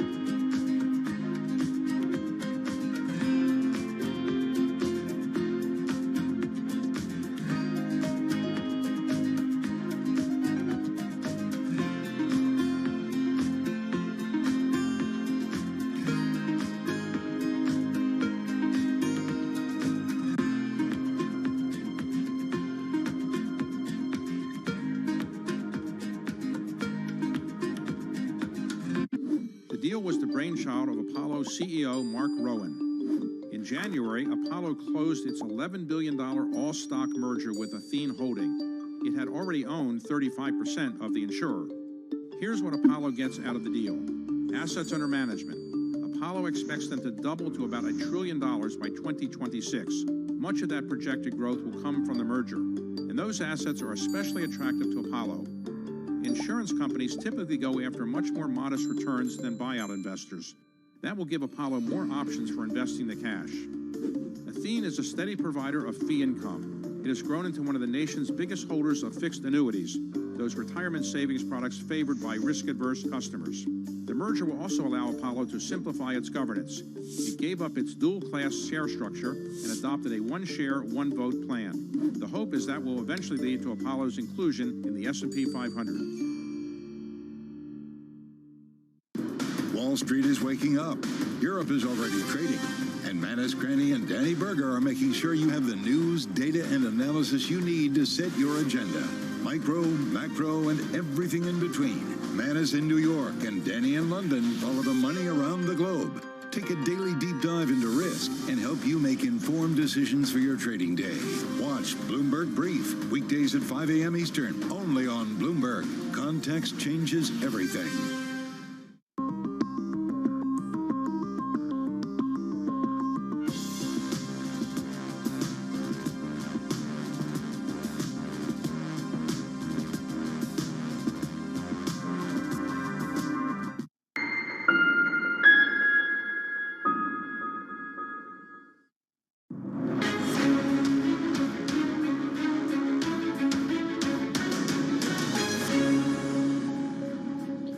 Of course, one of the corporate stories we've been watching where the UK really has some edge is regulatory action on some of the biggest tech names, very specifically the $69 billion acquisition from Microsoft of Activision Blizzard. Now, this is an enormous story. It's been dragging on for months, and the UK is really specific about how they want to tackle big tech when, of course, you've seen a lot of scrutiny come from the EU as well. Well, now you've seen that perhaps they're going to get their final hurdle eliminated, and that $69 billion deal will actually go through. What are the details of that agreement, though, at a time when we know that the CMA has a very unique legal process and way of finding those proposals, We'll bring you more on this shortly. Stick with us. This is Bloomberg.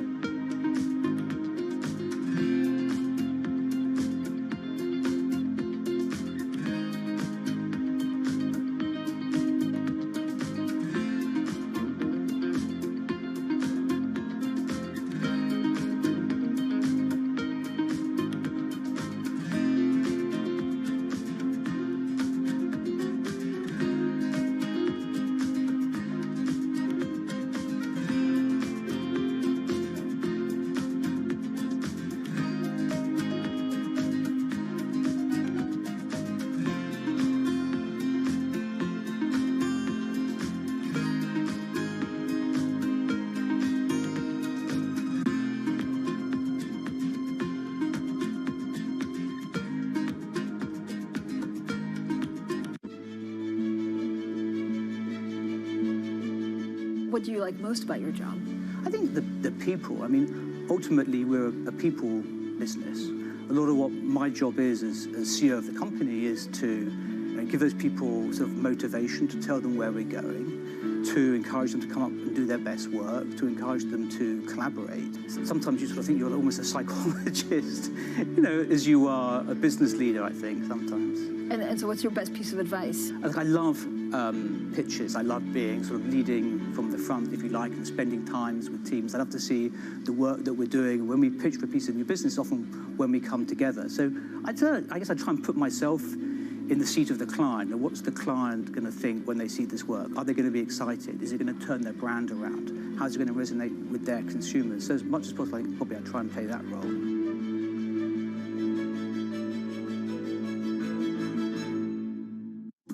People ask me all the time, what is the key to being a really good investor? And I tell them it's to surround yourself with and work with the best investors you can find. On Bloomberg Wealth, I'm going to take you to meet the greatest investors in the world, the people that I would like to have managing my money. I found myself in a spot where I was constantly getting new challenges. A lot of, I think, the best mentorship I had at Bridgewater is because people often saw in me the potential to do things I didn't even see in myself yet.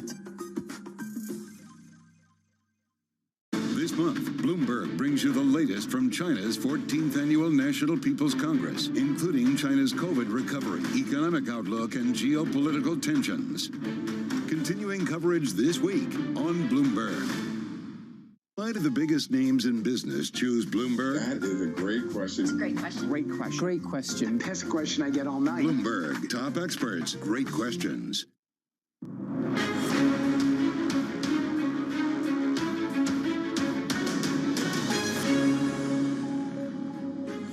Now the euro falls as private sector activity in the euro area continued to shrink in September. The slump eased in Germany and deepened in France. Now the BOG keeps policy unchanged, no clear signs of a shift. The yen weaker on the day. Plus in the corporate space, Microsoft's Activision deal set to clear its final hurdle in the UK after Britain's antitrust watchdog says a revised offer appears to address its concerns. Good morning and welcome to The Pulse. I'm Kriti Gupta in London, in for Francine Lacqua.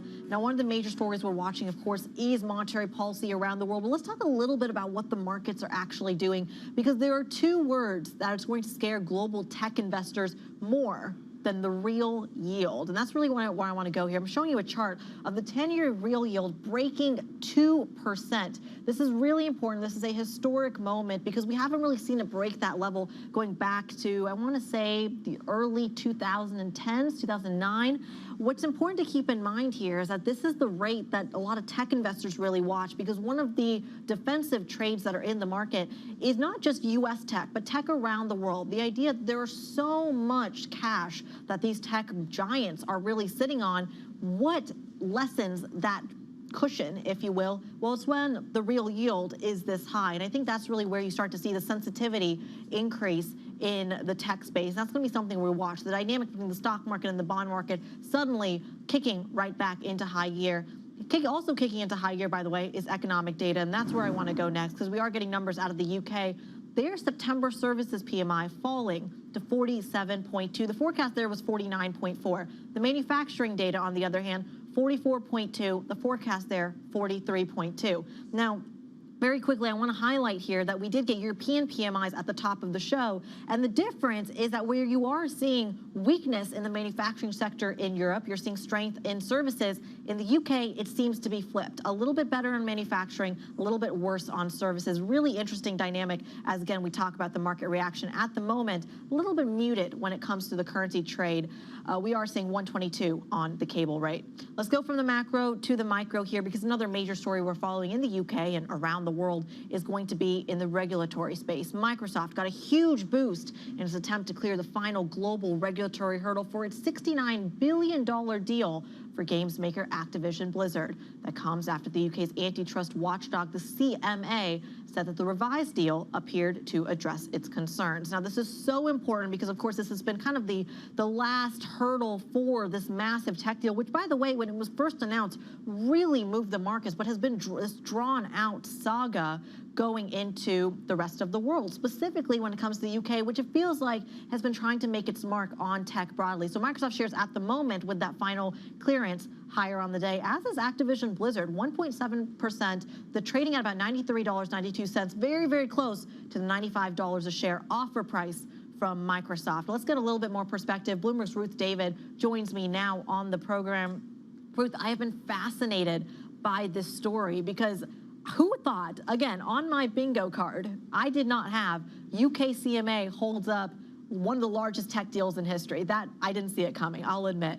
Ruth, talk to me a little bit about what the perhaps parts of the deal the CMA might have finally agreed to. What did the smooth talking in this proposal? Hi, Kriti. So one of the big things that Microsoft has done is the restructured offer includes them selling gaming rights to French publisher Ubisoft.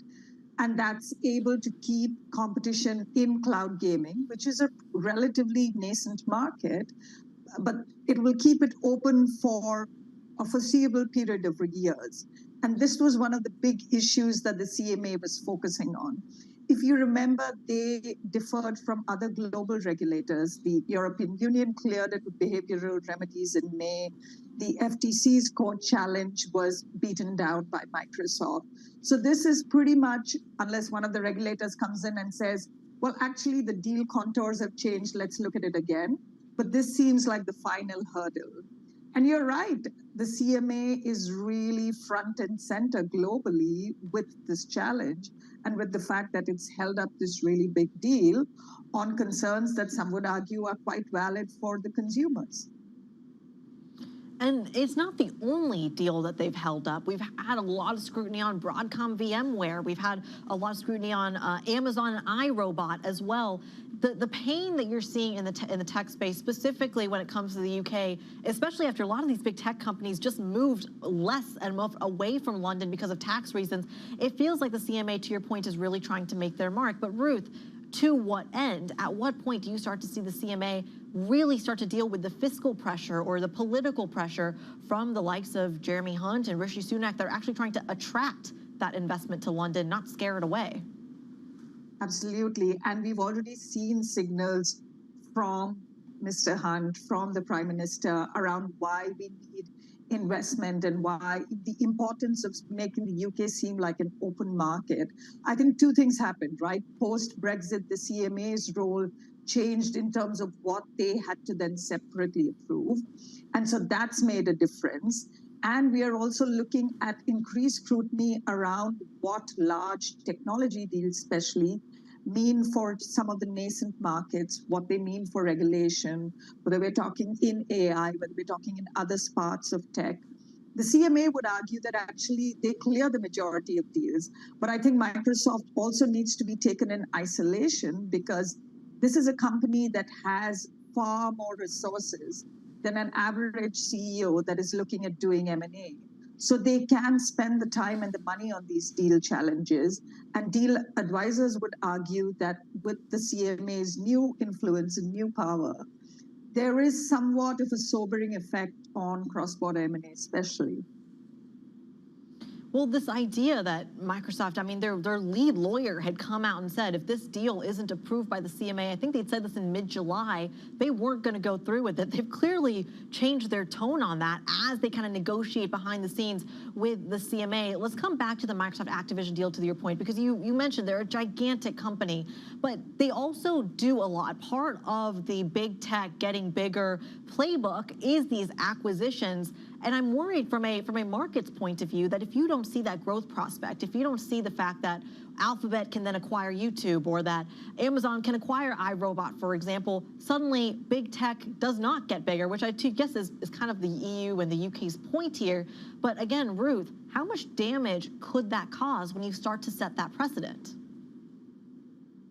I think that is the multi-billion-dollar question, right?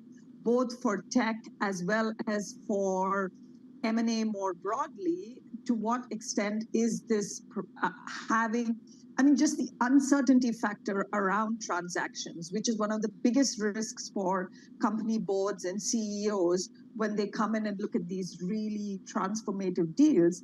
And arguably with the CMA now intervening in some of these very high-profile deals, we have seen that uncertainty factor increase considerably. And the question is, what does that mean then for a company that says, you know, I want to expand in this market, but hey, this is going to take so long. If you look at the Microsoft deal itself, you know, it's been more than a year and the market has changed from what it was when they agreed to this transaction.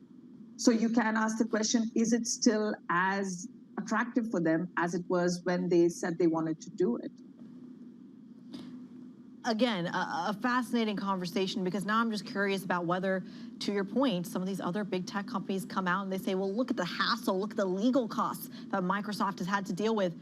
maybe we just don't do this. Maybe it's easier to grow in-house, which again, takes a lot of time. Bloomberg's Ruth David all over that story. We thank you as always. Later today, we're gonna get the perspective straight from the source. The CEO of the UK's Competition and Markets Authority, Sarah Cardell, will join Bloomberg TV. We will have her. We're gonna talk about what the details of this deal actually look like. Very excited for that interview. It's one that you're not going to want to miss. Now, UK Chancellor Jeremy Hunt, in the meantime, says that the West needs to have dialogue with China when it comes to AI. Speaking on Bloomberg's Balance of Power, he defended the UK's decision to invite China to its AI summit in November. We'll invite them. They won't come to all the discussions, but you need to have a dialogue with countries like China. They're not going to go away. And there may be things that we can work together with China on. But, you know, we have to be very realistic and we have to have those discussions with our eyes open. What we're trying to see is if we can get a global consensus on how to make sure that artificial intelligence remains a massive force for good in the world, which I truly believe it can be. But then if you're going to do that, where you put the guardrails in to stop it going wrong. And the UK has just become the $3rd trillion tech economy globally. We have more unicorns, you know, these billion-dollar companies than anywhere else in Europe. So we are very keen to bring together all our friends and indeed people whose values we don't share to try and manage this next huge development in humanity's tech journey. I used to walk by the Silicon Roundabout a lot, but right now you're actually dealing with the titans of Silicon Valley in California. Have you convinced any of them to come to this summit in the United Kingdom? I think we're going to get most of them coming. Like I mean, Elon you're Musk? absolutely right. Well, actually, he's someone I haven't spoken to, but he'd be very, very welcome. But I just say this, you know, you know, we are Europe's Silicon Valley now. Since you lived in London, Anne-Marie, there's been a huge tech explosion. And, you know, we are really proud to be able to make a good contribution to this debate. It's much better that we try and grip this right from the outset. And I think, you know, from the point of view of investment going forward, investors want to see that governments have figured all this stuff out. And then when they do, they're going to start to put in really huge sums of the money. At the moment, we're getting a lot of money being spent by the really big players. And we've got quite a few startups. But if we're really going to make this the huge opportunity it can be, then we need to get some kind of consensus about how to keep it safe. UK Chancellor Jeremy Hunt there speaking to Bloomberg's Anne-Marie Hordern and Joe Matthew. Actually says London's getting more tech investment. We're worried about it getting less. Something we'll be diving into the later hours of Bloomberg TV, I'm sure. Coming up on the program, Chevron has reached an agreement to end strikes at a key LNG facility in Australia. We're going to discuss that next. This is Bloomberg.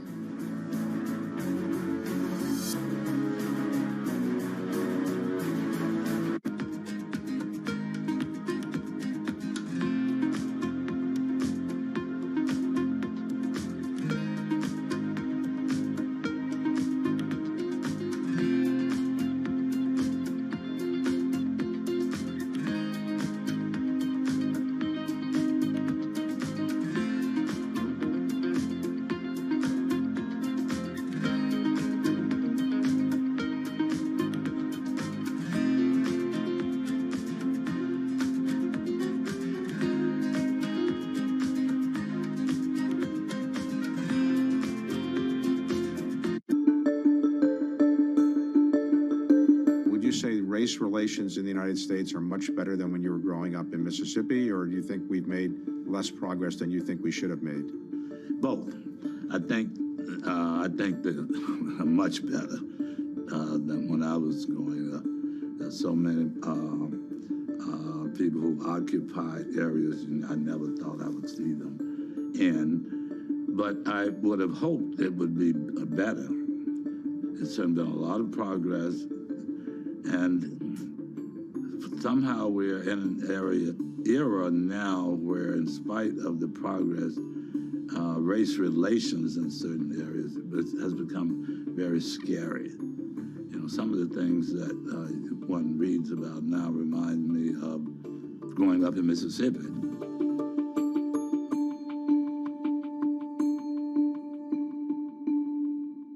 The names that move markets are on Bloomberg. There's a complete change in the labor market. There's a complete change in the energy future that we are facing. Under tightening would be a worse mistake than over tightening because we can course correct that. The question is whether we need to increase the pressure or just keep pushing. We've been getting good news. We just have to keep getting good news. Nobody covers business like Bloomberg, your global business authority.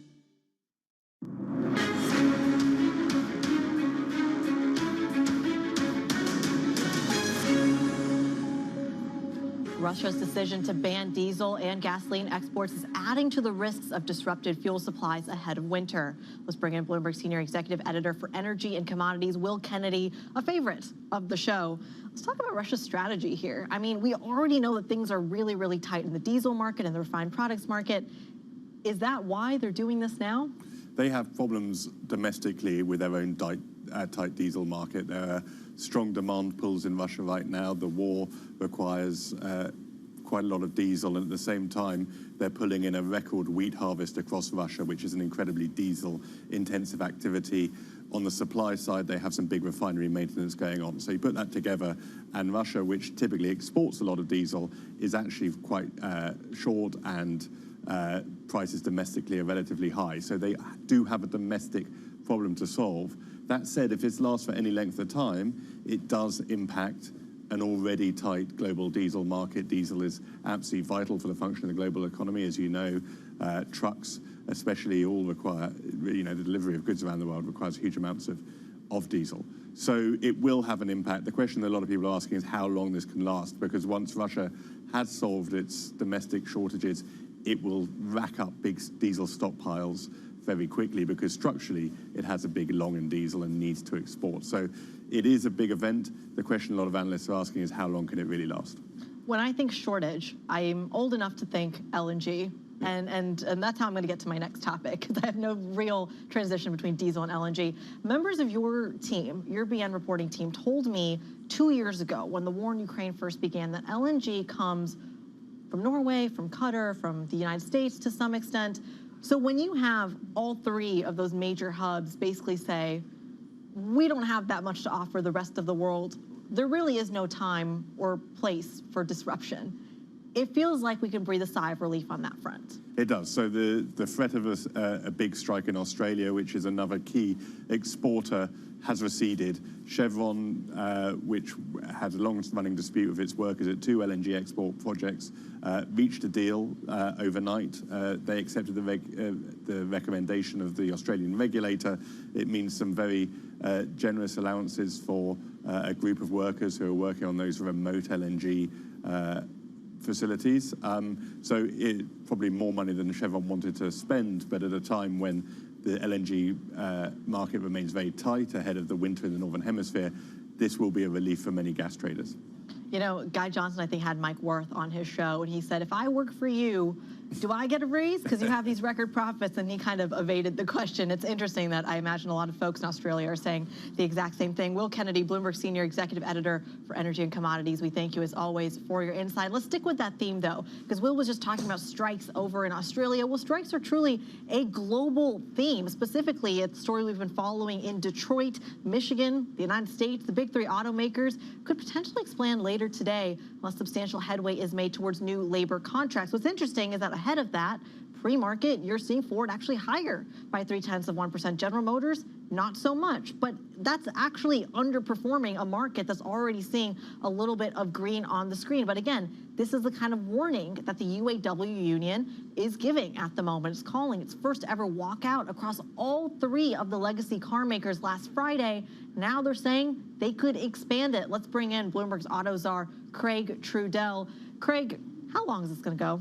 So I think it's essentially a foregone conclusion that we're going to hear from the UAW today, sort of next steps in the strike. As you mentioned, it's across all three companies. As of last week, was just a handful of plants across those three companies. That's left the union with some options, whether it's sort of picking new plants to strike and giving these three that have been shut down a break. Or just adding to the pain. And so I think, the general expectation here, given the fact that the sort of bid ask between, what the union is asking for and what the companies are willing to accept, it's likely that we're in for weeks, potentially months of striking here. Well, it's fascinating to me because we all want pay raises, right? That feels normal, like a normal thing to ask. But it's almost tough because on the one hand, you're rooting for them, right? You're saying, look, I get it. I also want a raise. So yeah, you go get that raise. On the other hand, if you do that, the ripple effects could actually hurt people's pockets, like you, like me, like anyone in Detroit, because of those margins that end up being in those car prices. How quickly does that ripple effect actually take place? I think in terms of, if it's the case that the union wants to sort of, switch up, which strikes which plants it strikes at, and sort of gives workers a break. Because remember, when these workers do go on strike, they have to go on $500 a week pay. So it's a pretty substantial hit to their income. Potentially they could sort of mix and match plants, and maybe that leads to sort of less disruption in terms of prolonged losses of production. And we are seeing, just in these 3 plants that have struck already, pretty big disparities in the amount of inventory that these companies have of these cars. One to flag that, we could see some changes at the retail level is, say, the Ford Bronco. It's a very, hot commodity. The fact that was already in short supply and now is going down at least a week could mean that, you already weren't getting a great deal on that.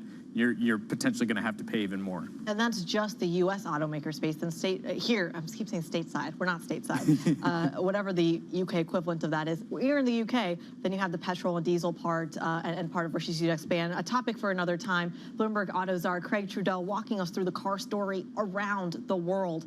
Now, coming up on the program, it's a trio of recent IPOs. They were pretty shiny and bright. Now they've lost a little bit of momentum. Only days after their debut, including the biggest of the year, ARM Holdings. What happened? Details next. This is Bloomberg.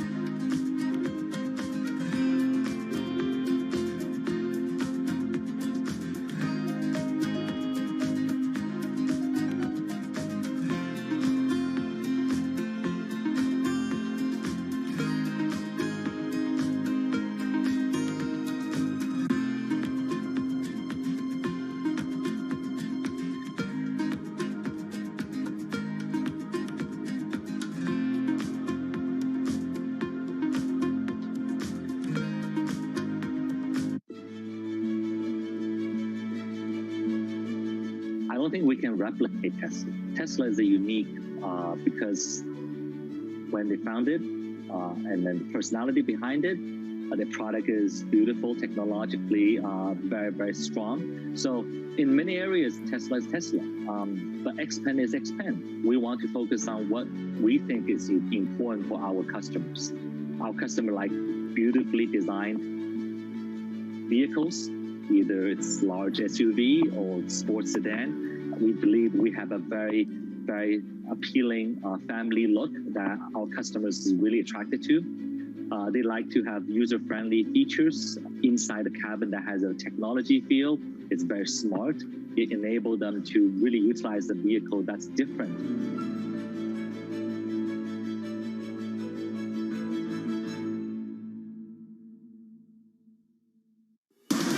From the world of politics to the world of business, every weekday at 5 p.m. Eastern Time, hosts Anne-Marie Hordern and Joe Matthew alongside Kaylee Lines deliver news, insight, and analysis live from Bloomberg's Washington headquarters. Get the latest from and about politics' biggest power players at the end of every trading day. Balance of Power, every weekday at 5 p.m. Eastern Time, only on Bloomberg, your global business authority.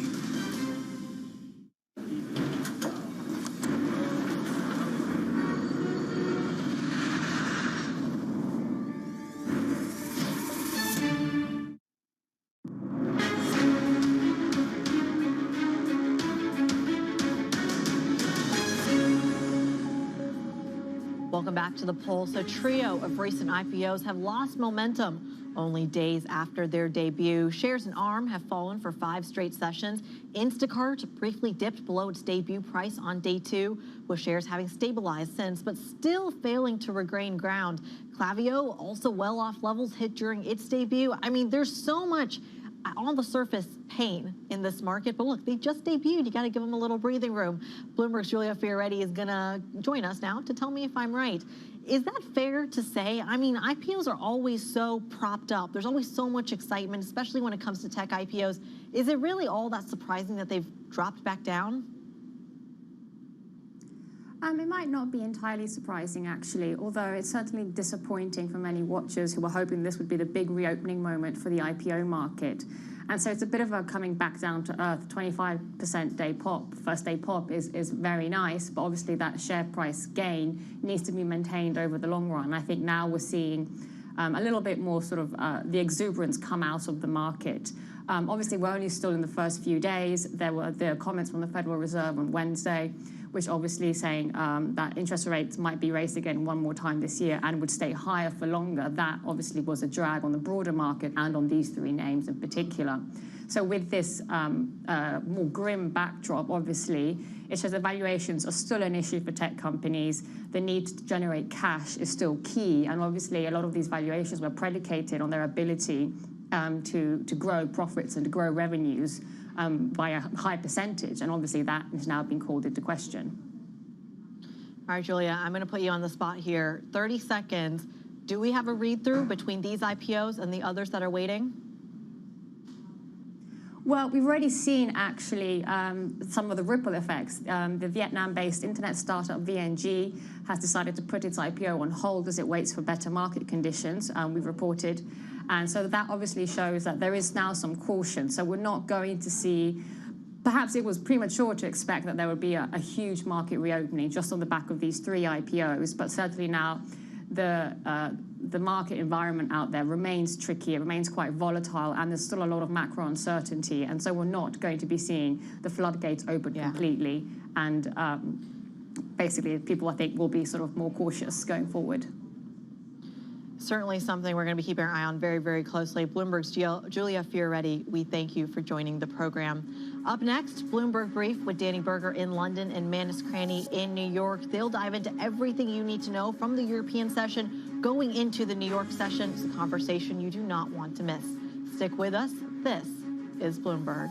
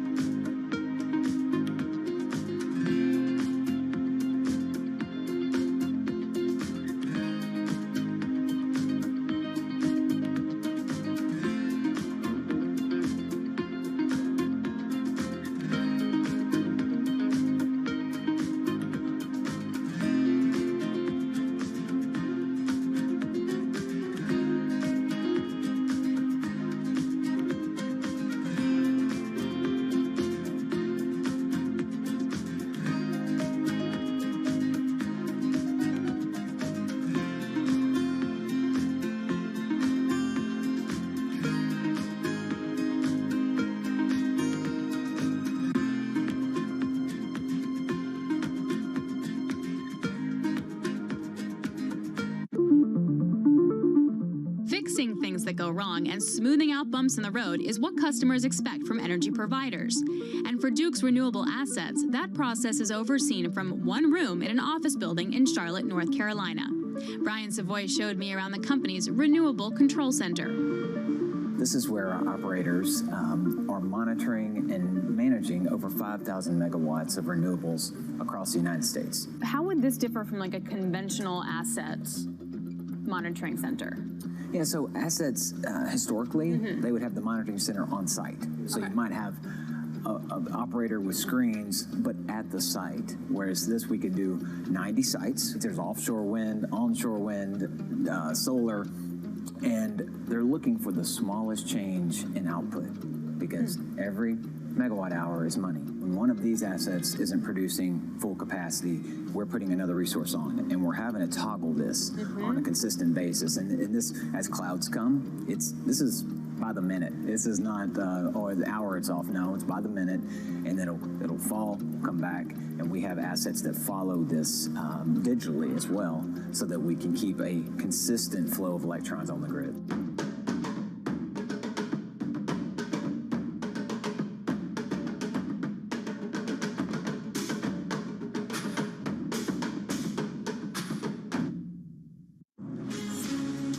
From the beating heart of global finance, economics, and politics, and wherever newsmakers are moving markets, Bloomberg brings you conversations that allow for deep discussions and important insights. How has that shaped your strategy for the bank? Is this a new normal? Is this like a catalyst? Do you think we're in a new phase for dividend policy overall? That's a great question. I'm Francine Lacqua, and this is The Pulse, every weekday at 9 a.m. only on Bloomberg. Bloomberg covers the world with unmatched reach and resources. From more than 120 countries, the moment news breaks, 24 hours a day. Bloomberg, your global business authority.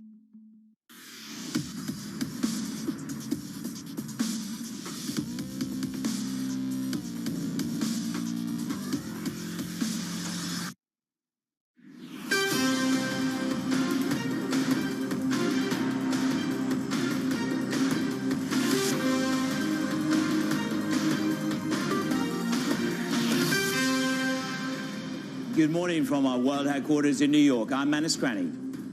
And from our studios in London, I'm Janie Berger. Welcome to the Bloomberg Brief. Let's set your agenda. The Bank of Japan decision caps a busy week for central bank action. The yen continues to slide. Policy remains unchanged with no clear signs of a shift. Yields march higher, stocks sink in the wake of the Fed's hawkish shift. Bill Ackman remains short bonds, while Bill Gross warns more losses to come. And the euro also under pressure today. More grim data suggesting the economy contracted in the current quarter.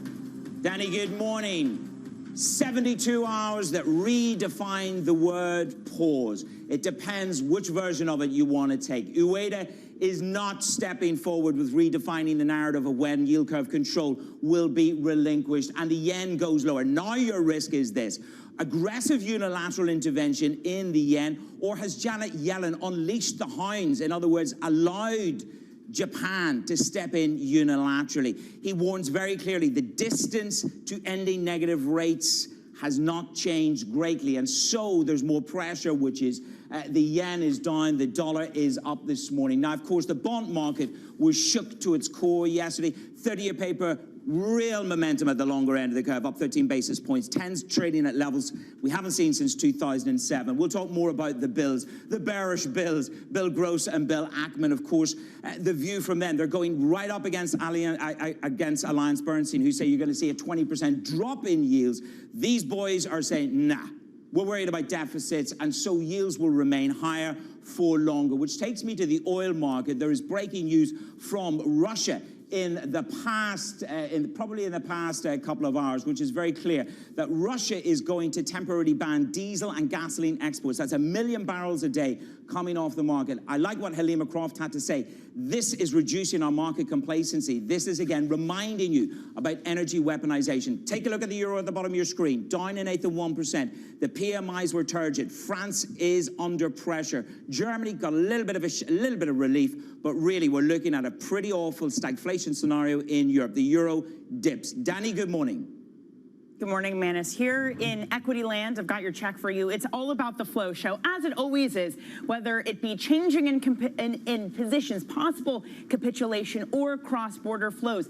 CSI 300, this is not what you would expect the day after the S&P logs its worst day since March, falling 1.6%. The CSI up almost 2%.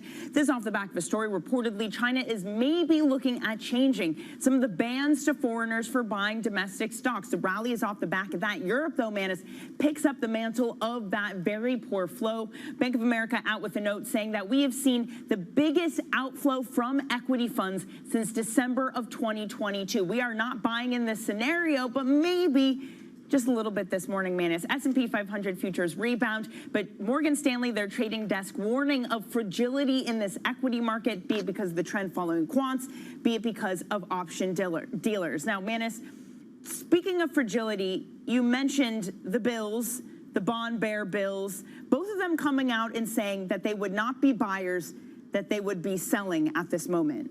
Yeah, I mean, there's a wonderful image, isn't there? I mean, Bill Gross is somebody who manages to put it in perspective for you. But you're looking potentially at a third year of losses on the bond market. And there you go, Danny. I got to give this to you because do you think I could dress like that? That's the question that goes through my mind. Manus, look, what you do on the weekend is your business, and you can absolutely dress like that, but I would recommend not dressing like that on TV. I just want to make clear, this is from Bill Gross's website. We did not make this. I just want to make that clear for everybody. He did this himself. Yeah, can I also just qualify, it's not my chosen outfit or attire for the weekend. They threw money out of the window. Look great That's in what it, they did. actually. That's what they did. Look, Danny, they went like this. Tan. You know, I also have to be honest, I saw that image on his website, and I was trying to really look how that feeds into the bond narrative. Yeah. I don't think it does. I just think he wanted us all to imagine him as Ken. I think that's it. I think he's probably more worried about deficits than he is about anything else. The point about it is, do you step in here and buy 4.7%? Do you step in here and buy longer dated bonds if you're at a certain point as an asset manager? That is the conundrum versus AllianceBernstein, who say, look, rates are going to go back by about 20%. Yep. You're going to see a retesting. Gross makes the point. This bond market is already priced for a return to 2% inflation. Danny, good morning. Good morning, Manus. Yep, and also worried about the fiscal helicopter money. He talks about the government throwing out money from a helicopter. All of it has been spent. Taming it and lowering it to 2% will be difficult. All right, Manus, let's push things forward, shall we, and talk about the Bank of Japan, because it left its monetary settings unchanged, offered no clear sign of a policy stance shift. Here's Governor Kazuo Ueda in the news conference earlier today.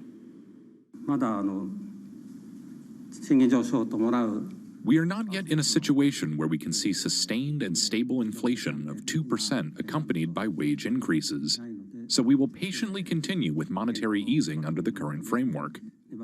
After that, if we are in a position to achieve the goal, we will consider scrapping YCC and modifying the negative interest rate.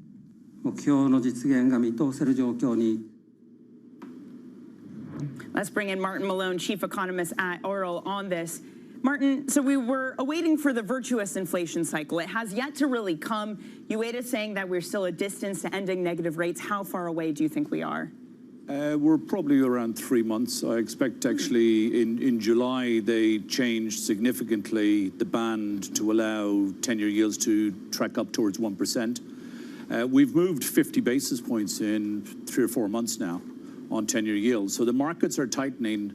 And the reason why that took place and why BOJ moved in July was they've been wrong on inflation this year. Inflation has risen 100 basis points this year. In America, it's actually dropped 100 basis points. So there's dramatic divergences going on between US and Japan at the moment.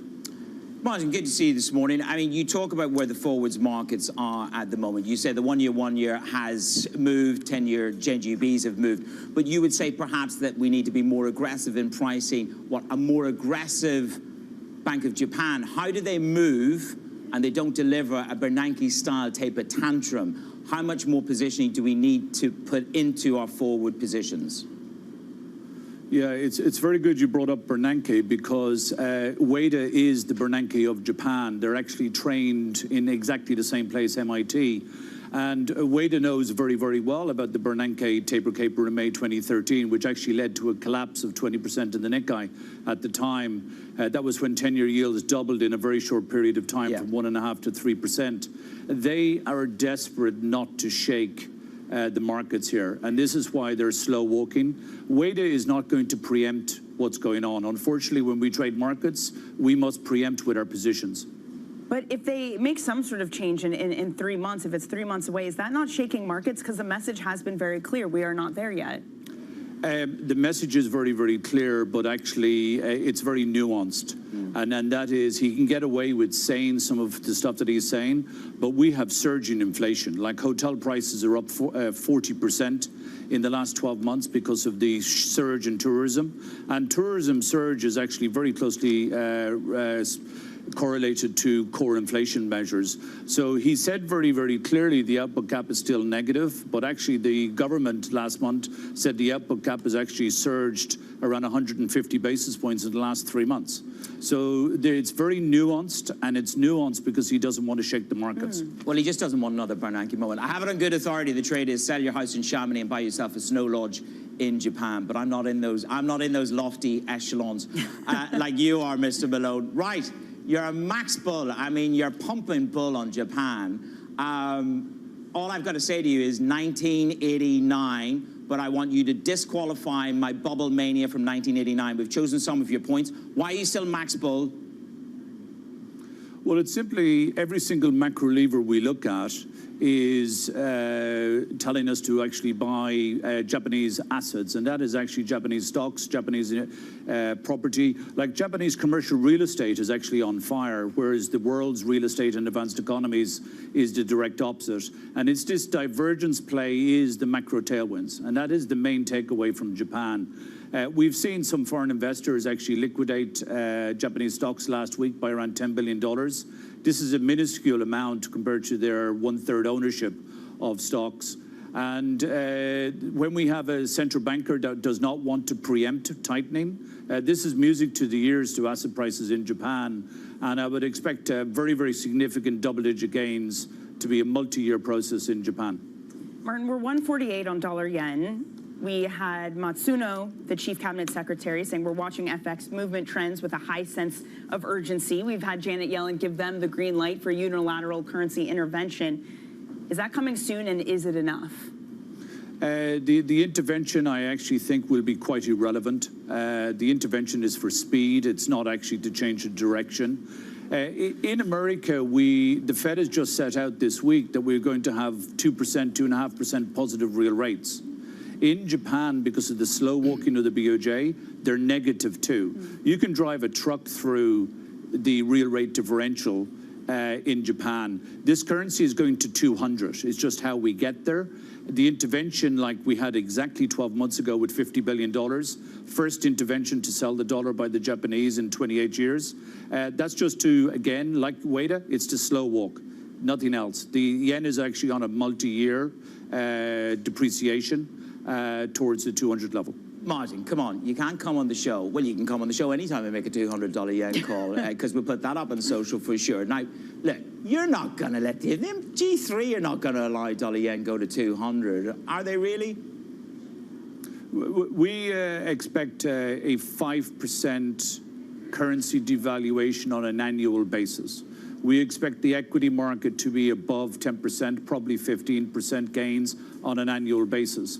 We can have a shakeout. Like the big dollar-yen move was around 18 months ago.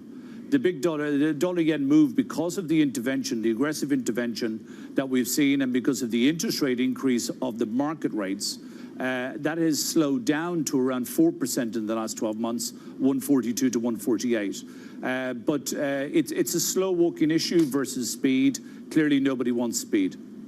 Martin, we're going to get some more bold calls out of you. You're not allowed to leave. After that dollar-yen 200 call, we got to get some more of that. Martin Malone sticking around with us. Now, coming up on the program, we have mounting pressure, as we've been talking about, on the BOJ amid that weakening yen that Navy's going to 200. We're also going to be speaking on that with Mark Dowding, CIO of RBC Blue Bay, later this hour. And the CEO of Ares expects private credit markets to double to $3 trillion within 5 years. More from my conversation with Mike Arangetti next. This is Bloomberg.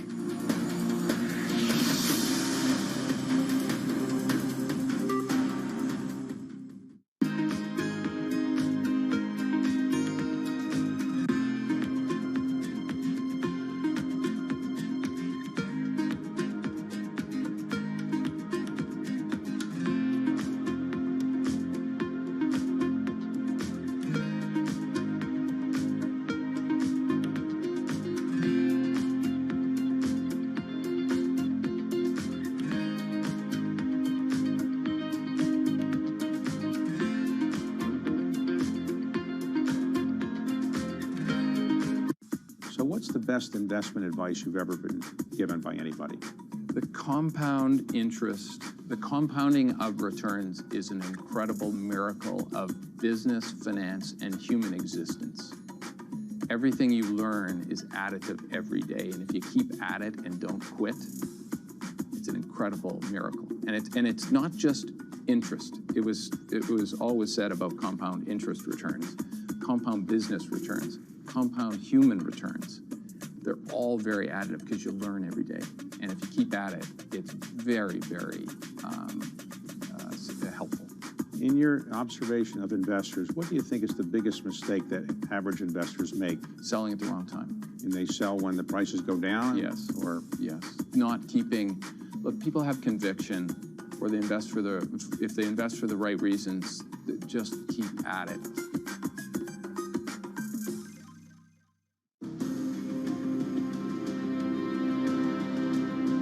We have an aberration in our country right now, but nonetheless, we still have to strive for unity. Sometimes you achieve it, sometimes you don't, but we have a responsibility to act in a bipartisan, unifying, transparent, accountable way.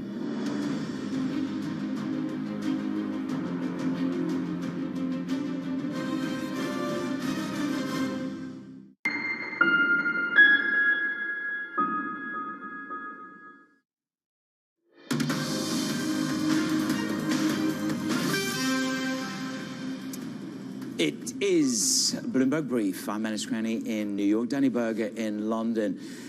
A quick flash of where the euro is trading right now. We've some pretty big turgid calls on it, but this is over the 2 days. Down she goes by an eighth of 1%. France, the PMIs come out this morning. Stagflation is the narrative. Is it being reinforced by France in its downturn, contracting at the fastest pace in 3 years? German downturn eased ever so slightly, the PMI at 46.2, but borrowing costs are at the highest since 2011. What is stagflation to Martin Malone? Will the euro go lower? Let's go for a 2-for-1 punch. It's better than Sainsbury's or Tesco's, the UK stores. Martin, good morning. Here we are.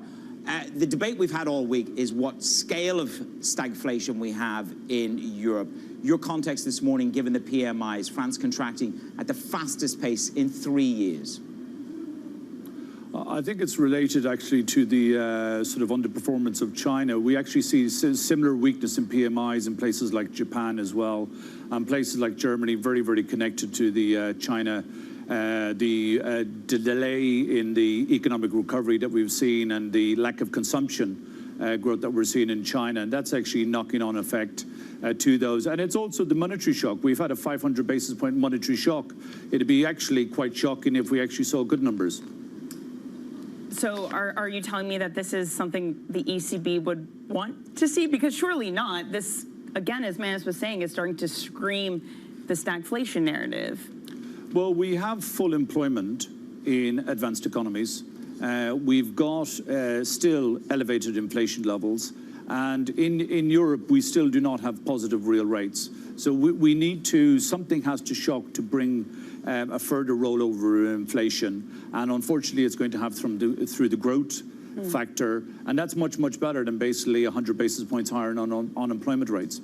Yeah, well, look, I think politically in the UK, one could say maybe that they're in the pause land, the ECB, very unsure. You mentioned real rates, which draws me to the next chart, Mon. Have a look at this. This is real rates in the United States, breaking 2%, up at 2.1%. Is this the additional break on the inflation narrative that the Fed wants to see, these real rates pumping higher? The biggest, do you think that they will go materially higher? What is the impact?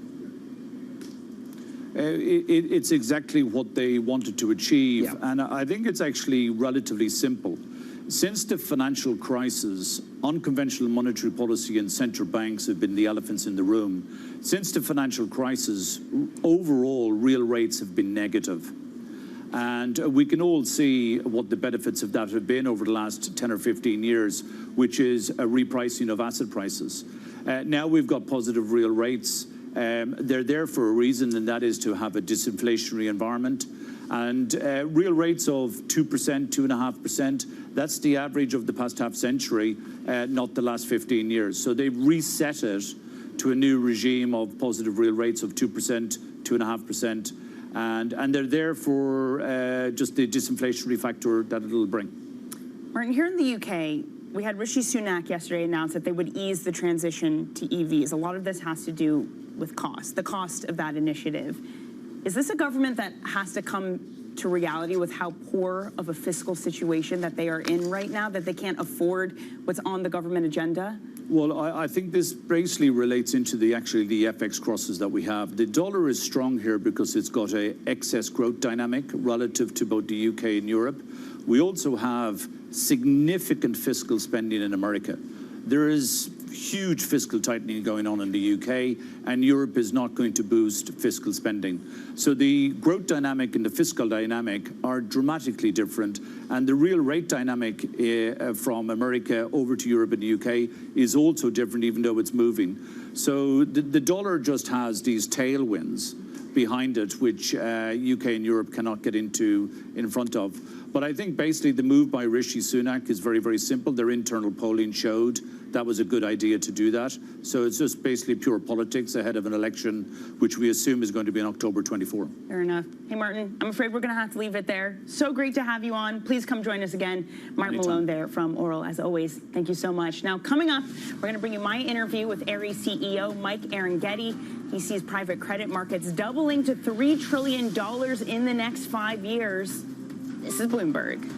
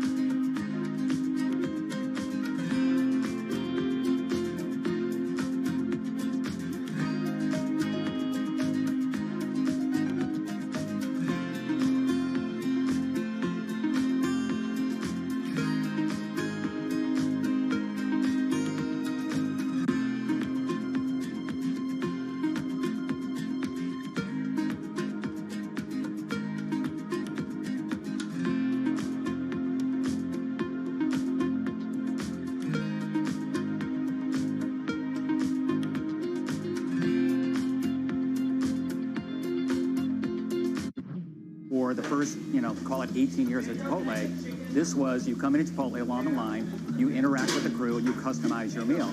We've got this separate make line, and it's digitized, and so the orders come in, and they're really kind of staged so that if you say at noon, I want to come in at 1 o'clock, we hold that order, and we will send it to the crew like maybe 10 to 1. Right. So it's ready right when you pull up your car.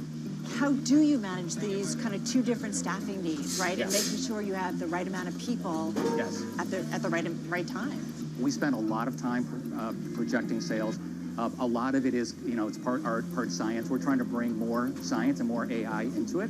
Because if you get the right sales projection, then you know exactly what your staffing needs to be. So if you get the sales right, you can get the entire restaurant staffed perfectly. With just a couple of people, our average restaurant now does about over $1 million per restaurant in digital sales.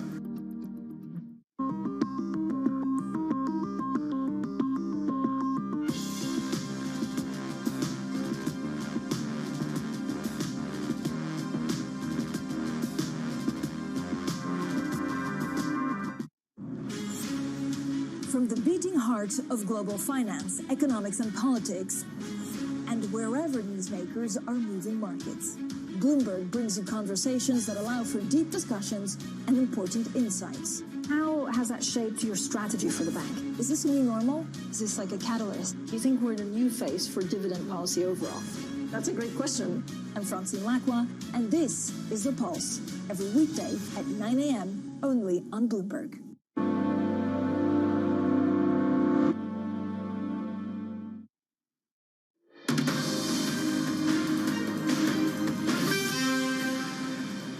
I've been in this business now 25, 30 years. No one ever wanted to talk about private credit. Now it's all anybody seems to want to talk about. I wouldn't say it's my time, but it's yours and others. And others. Yes. We share. It's not like this happened overnight. So there is this overarching narrative, I think, that's prevailing in the media and the investment world that there's this whole new asset class that has just emerged, out of nowhere to take the world by storm. And I think it's important to understand how this has happened, and then if you really go back and look at the development of the market, it's been keeping pace with a lot of structural changes that are happening in other markets. For example, if you look at the public equity markets, they've been consolidating, they've been moving to scale. The average market cap of a public company today versus 20 years ago is 500% of what it was. Banks have consolidated in a significant way in the US. There has been overarching regulation coming through the great financial crisis as well as the Basel frameworks. You've got the leveraged loan and high yield markets that are also moving to scale. So behind this, what seems to be cataclysmic growth in private credit, you've had real structural changes happening in all of the adjacent markets that have set us up for this moment. Knowing that that has created white space, then you have to say, well, what other structural changes are going to happen to get us to the next 1.5 trillion? Sure. Because the reality is, if all we do is finance the existing equity that's in the market, we'll get there. So maybe you should say, what is it going to take to get to the next 3 trillion? The US banking system has gone through a 2-3 decade period of consolidation. We are still massively overbanked. So we went from 8,000 FDIC insured banks to 4,000. I think the next largest developed economy in the world has maybe 100. Right. So we've had this slow move to consolidation. I think some of what we saw earlier in the year with Silicon Valley Bank and PacWest and others is going to accelerate kind of what I would call phase 2. It's Ares CEO Mike Arougheti speaking to me at Bloomberg's Global Credit Forum yesterday. Man, a couple of things stood out to me there. One of them, he confirmed that he thought that SVB and the banking crisis is not over, and that it will be a 2-year period in which it unwinds. Most of us have forgotten, or kind of forgotten, about the banking crisis. He sees it's still ongoing because he's still buying assets from regional banks in the U.S. Well, you see, that's what happens. You have the furor, the blow-up, the emotional breakdown of some of these markets, and then, as he says, we evolve into this phase 2, which is quiet deal-making, where these assets are being taken off the books of various banks. You look at all the banks that are going through various restructurings that we've covered, Santander, UBS, Credit Suisse, along with a number of others. But, I mean, it was a great conversation. Do you know what I do in the afternoons? Actually listening to what you were doing. It's not a zero-sum game. We win, banks lose. When banks are in transition, it's a good time for private credit. But, of course, you made the point, it didn't just come from anywhere, did it?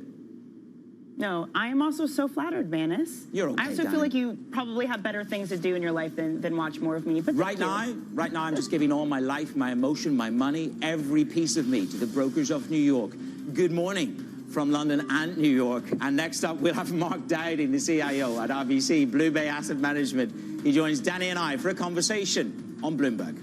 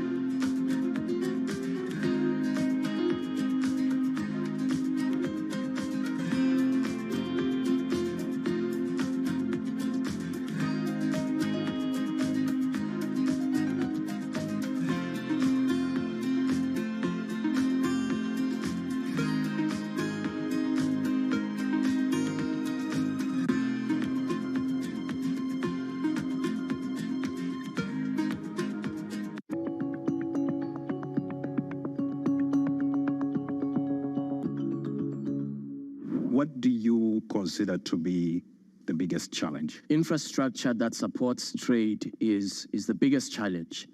Our senior brother, President Adesina of the AFDB, estimates the annual deficit, infrastructure deficit in Africa to be over $100 billion. But that over $100 billion is actually also an opportunity for investment. So it is a massive significant challenge that we are confronting. And my fear is that we may succeed in establishing a very effective legal construct and a very effective legal foundation for trade liberalization and investment liberalization in Africa. But all of that will come to naught if the infrastructure deficit is not addressed, because you will need the goods to move somehow, and you will need to have good trade corridor connectivity, ports, trade corridors that connect countries that are landlocked to the ports.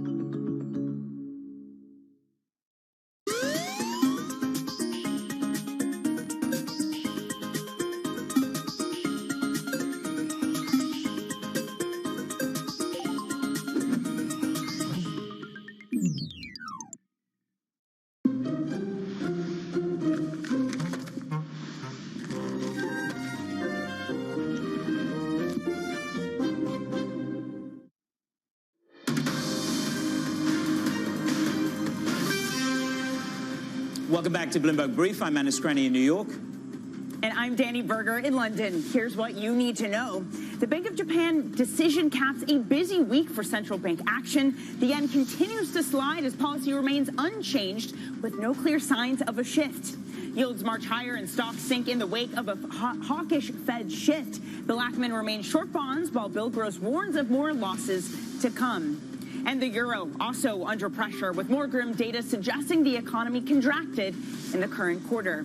Still, though, good news when it comes to China equities, which you maybe wouldn't expect after such a down day in American stocks yesterday. But yet we had the CSI 300 Manus finish up 2%, a report that China is maybe considering changing some of the ban of foreigners to buy domestic equities. That's not supporting Europe, of course. Why would it at all? Catching on from what the U.S. had yesterday, down about 1/3 of 1%. S&P 500 futures, though, coming back, but just ever so slightly, Manus. The S&P fell 1.6% yesterday, the worst day since March. Outflows this week, according to Bank of America, have been the worst since December 2022. And Morgan Stanley says, beware of the fragility of this equity market. It is not a good picture for risk right now.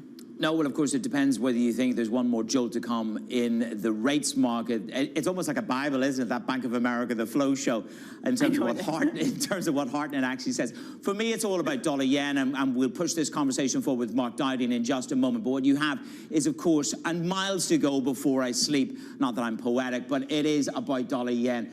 This is about not putting any blockage in the road from Ueda this morning. He says the distance to ending negative rates is not changed greatly, and so the real effective exchange rate trashed, hit the lowest level in 70 years yesterday, and still we wait to see whether the yen burst can be blocked. Ueda says price slowdown is not quite as much, so you have at 148.18 on the board at the moment. What is the next moment for intervention? We'll come to that maybe with Dowding. 200 against the yen. Dollar yen is Martin Malone's call. That is a pretty stupendous call. Yields are just coming back ever so slightly. Don't forget, yesterday was a monster day. 30-year paper up 13 basis points. 10s up 9 basis points. And real rates are now firmly above 2%. The debate is from the bond bearer bills. In other words, Bill Ackman and Bill Gross saying, nah, you know, these rates are not going to come that much lower. This price already is pricing 2% inflation for Bill Gross. More on the bills in just a moment. Crude pops a little bit higher. There is a little bit of a firming in this market. Why? Because Russia has announced a temporary ban on diesel and gasoline exports. Why does that matter? It's to remind you. It's to remind you who's in charge of the flow show in this narrative. And Russia pulling back on supply is to reduce our complacency, according to Helima Croft over at RBC. It's to remind you there is a weaponization of energy, and it's live and it's real as we go into winter. That's what the Russians have done. They've just gone, bosh. Remember us? We're here. We're in control of the flow. Danny. Can we get back to the bills? I really want to get back to the bills, only for the sake of alliteration, right? Bill Gross, Bill Ackman, both of them are bearish bonds, bearish on the long end. One of the things both of them mentioned, Manus, and we just had Martin Malone mention too, is the spending coming out of the U.S. government. Bill Gross called it the government throwing money out of a helicopter. Yeah, and he talks, I mean, it's just like whoosh, whoosh, whoosh, whoosh, whoosh, whoosh. I'd love somebody to come and go whoosh, whoosh, whoosh, whoosh, whoosh, whoosh with money to me at the moment.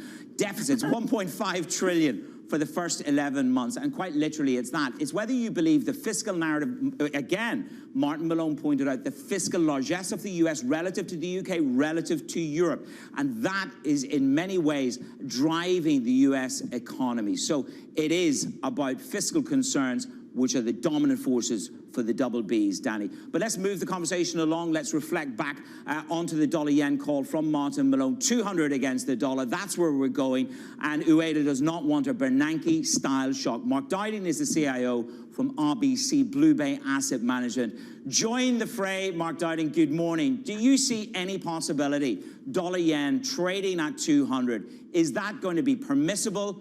And if so, in what time frame? Good morning. Good morning. Well, I think a call of 200 is frankly very far-fetched. Martin's a good old friend of mine, but on this one, I think that's a bit of an attention-seeking headline. I think the thing that I would really say, if you think about the fundamentals just for a moment, the honest truth is that actually the yen is a very undervalued currency. You go to Tokyo right now, and frankly, prices are incredibly cheap. By contrast, traveling to the States, prices are super expensive. I would have my own beer index. Having a beer in Tokyo cost the same number of yen as it did 30 years ago, whereas in the US, it feels like a fortune to buy a pint these days. So the yen, you have to remember, is a very cheap currency.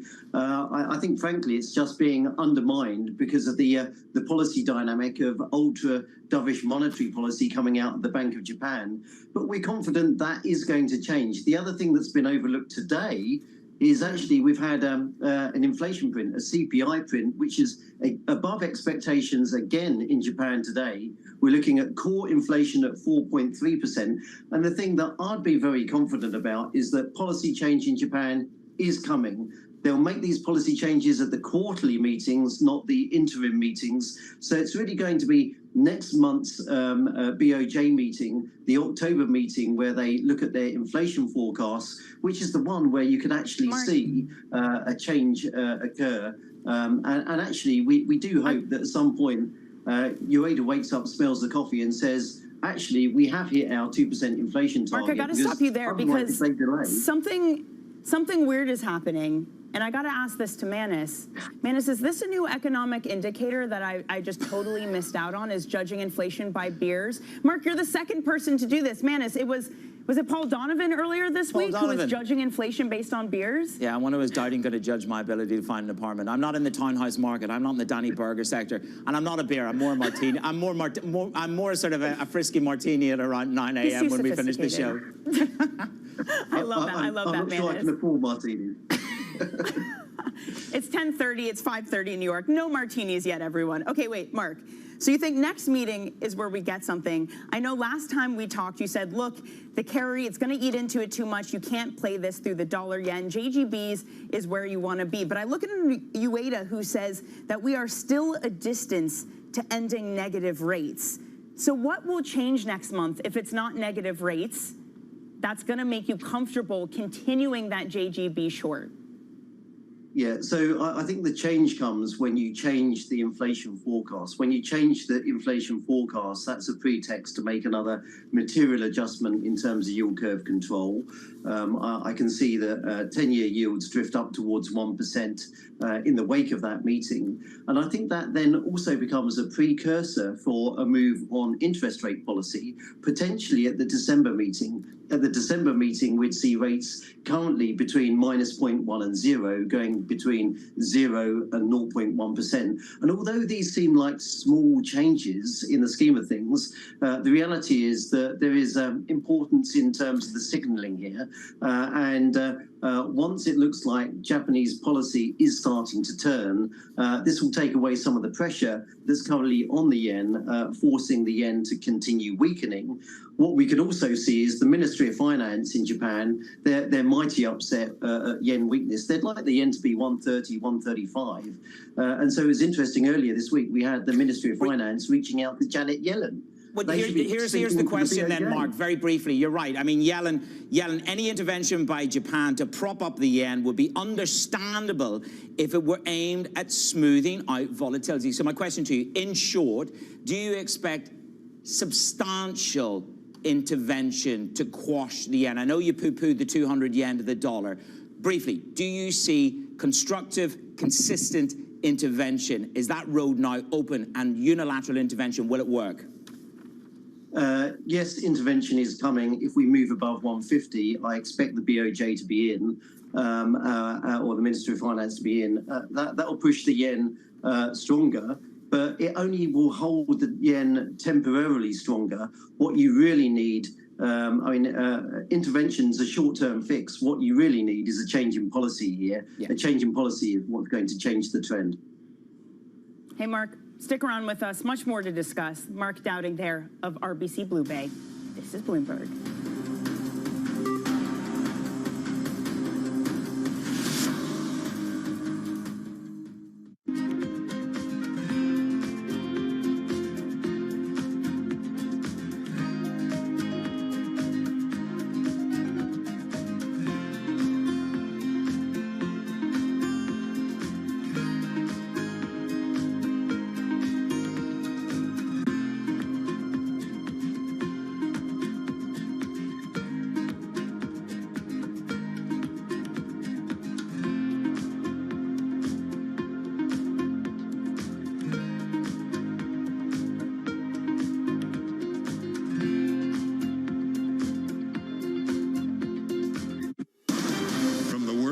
To the world of business. Every weekday at 5 p.m. Eastern Time, hosts Anne-Marie Hordern and Joe Matthew alongside Kaylee Lines deliver news, insight, and analysis live from Bloomberg's Washington headquarters. Get the latest from and about politics' biggest power players at the end of every trading day. Balance of Power, every weekday at 5 p.m. Eastern Time, only on Bloomberg, your global business authority.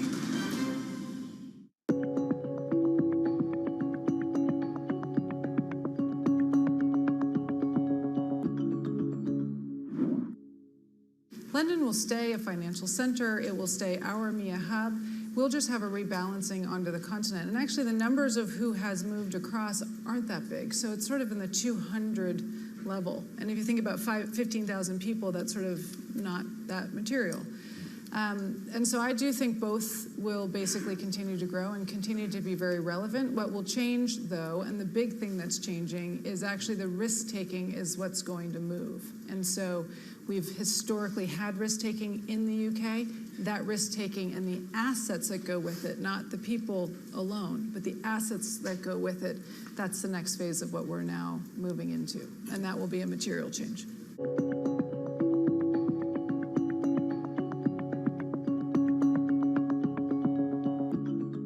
How did Jeff Bezos realize you could sell anything on the internet? The web was growing at something like 2,300% a year. Anything growing that fast is gonna be big. Why did Bill Gates create Control-Alt-Delete? Kind of become the poster child of, hey, couldn't you have made this stuff a little simpler? And what inspired Diane von Furstenberg to create the wrap dress? The wrap dress created me. On the David Rubenstein Show, I uncover the untold stories of the world's most successful leaders, right here on Bloomberg.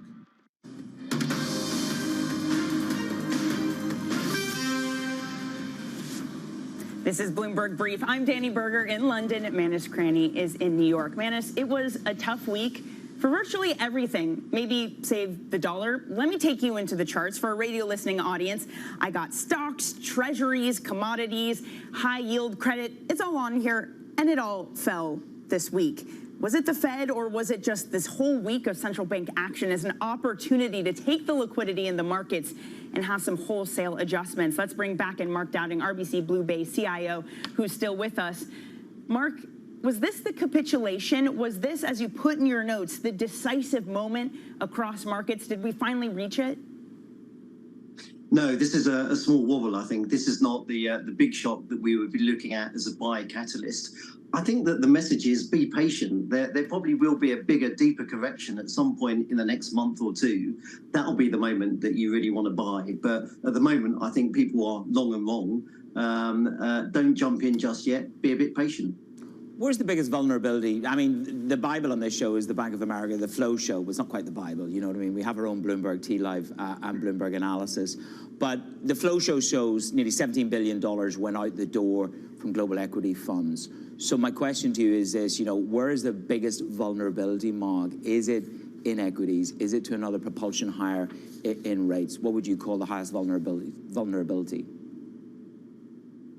Well, I think the vulnerabilities go hand in hand. One of the issues here has been that over the course of the summer, we've seen a return of the risk parity trade. People going long of risk assets and long in duration at the same time. This week's been interesting because both bonds and stocks have simultaneously come under pressure. And I think we can see a bit more of that. It's an unwind of some of the complacency around a soft landing is what we're currently witnessing.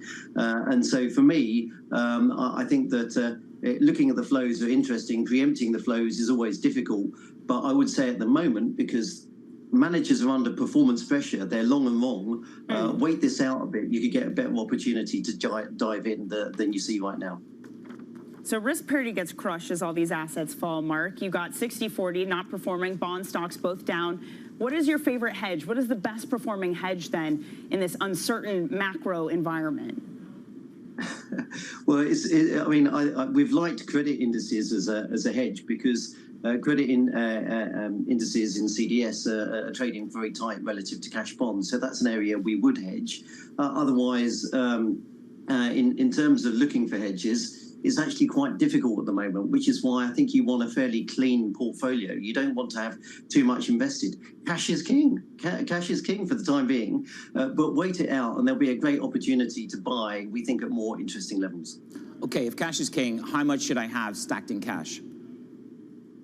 So depending what your benchmark is, I would be at half weight relative to benchmark at the moment in terms of directional risk. I just don't like directional risk. You're not really being paid to take a lot of directional risk at the minute. Mark, we also have a moment where the bonds yields are at their highest since 2011. Is that not maxed out either? Is the ECB not maxed out at this point? Can you buy duration in Europe yet? Again, I think the message is you're just a little bit too early on this trade. Remember that cash rates are substantially more than long-dated bond yields. And I think you can only look for a structural rally in yields when you can start plotting a course to lower interest rates. And that's not going to happen until inflation is materially lower. So I think it's be patient, be patient. I think too many people have been premature wanting to jump into a trade too early. And as I say, when investors end up long and wrong, sometimes that pertains to a moment of capitulation. And actually, the moment you really want to buy, is at the moment where everyone else is selling and going the other way. So I suppose the question is then, what could prig that capitulation? What in your mind, what's the biggest red indicator for you that goes, actually, this is what I'm looking and watching out for the capitulation moment or time frame? Yeah, it's the $64 million question. Well, I mean, that's why you're paid. That's why you're paid by RBC Blue Bay to be the CIO, buddy, and that's why I'm an anchor. Yeah, well, for sure. But I think that in terms of picking the moment here, look, I'd be looking at sort of certain technical levels on charts where I feel that CTA funds, for example, at the moment, they're going through some interesting triggers and they may be needing to sell more stocks. But in terms of looking for a catalyst here, what I really want to see to get much more bullish is more clear evidence that actually inflation is coming down. You kind of know it when you see it, but the moment to buy is not just yet. Yeah, Morgan Stanley's trading desk saying the same thing. We're almost at that moment of CTA for selling. Mark, my takeaway is I'm stealing the line from you. People are long and wrong. I love that. I'm stealing it. Don't worry, I'll give you credit for it. Mark, I'm owning it, and which makes it okay. Mark, hopefully I didn't scare you away. Thank you so much for joining us. Really appreciate your time. RBC Blue Bay's Mark Dowding. Enjoy your weekend. Now, coming up, we're going to take a look at some of the market-moving events to watch throughout the day. This is Bloomberg.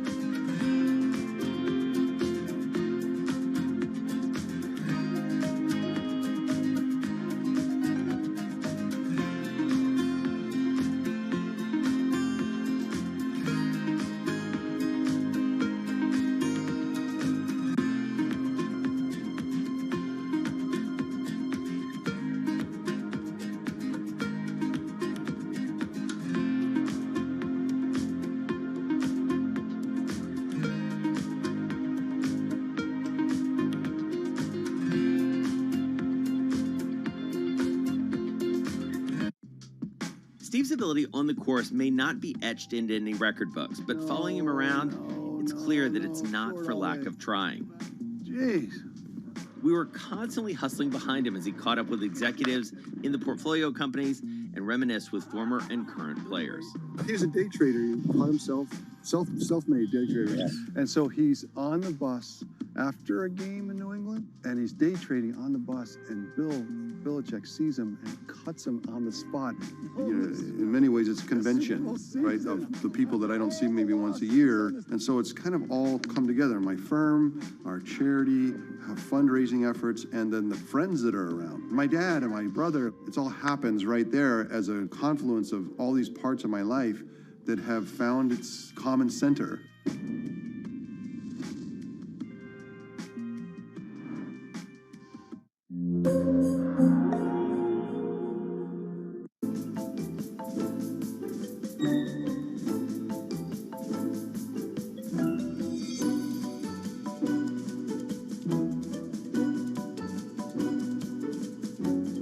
How do you compare the pleasure of being Secretary of State, Senator, First Lady with being a grandmother? Well, actually, there are similarities. Negotiating with 3-year-olds is about as hard as anything I did as Secretary of State.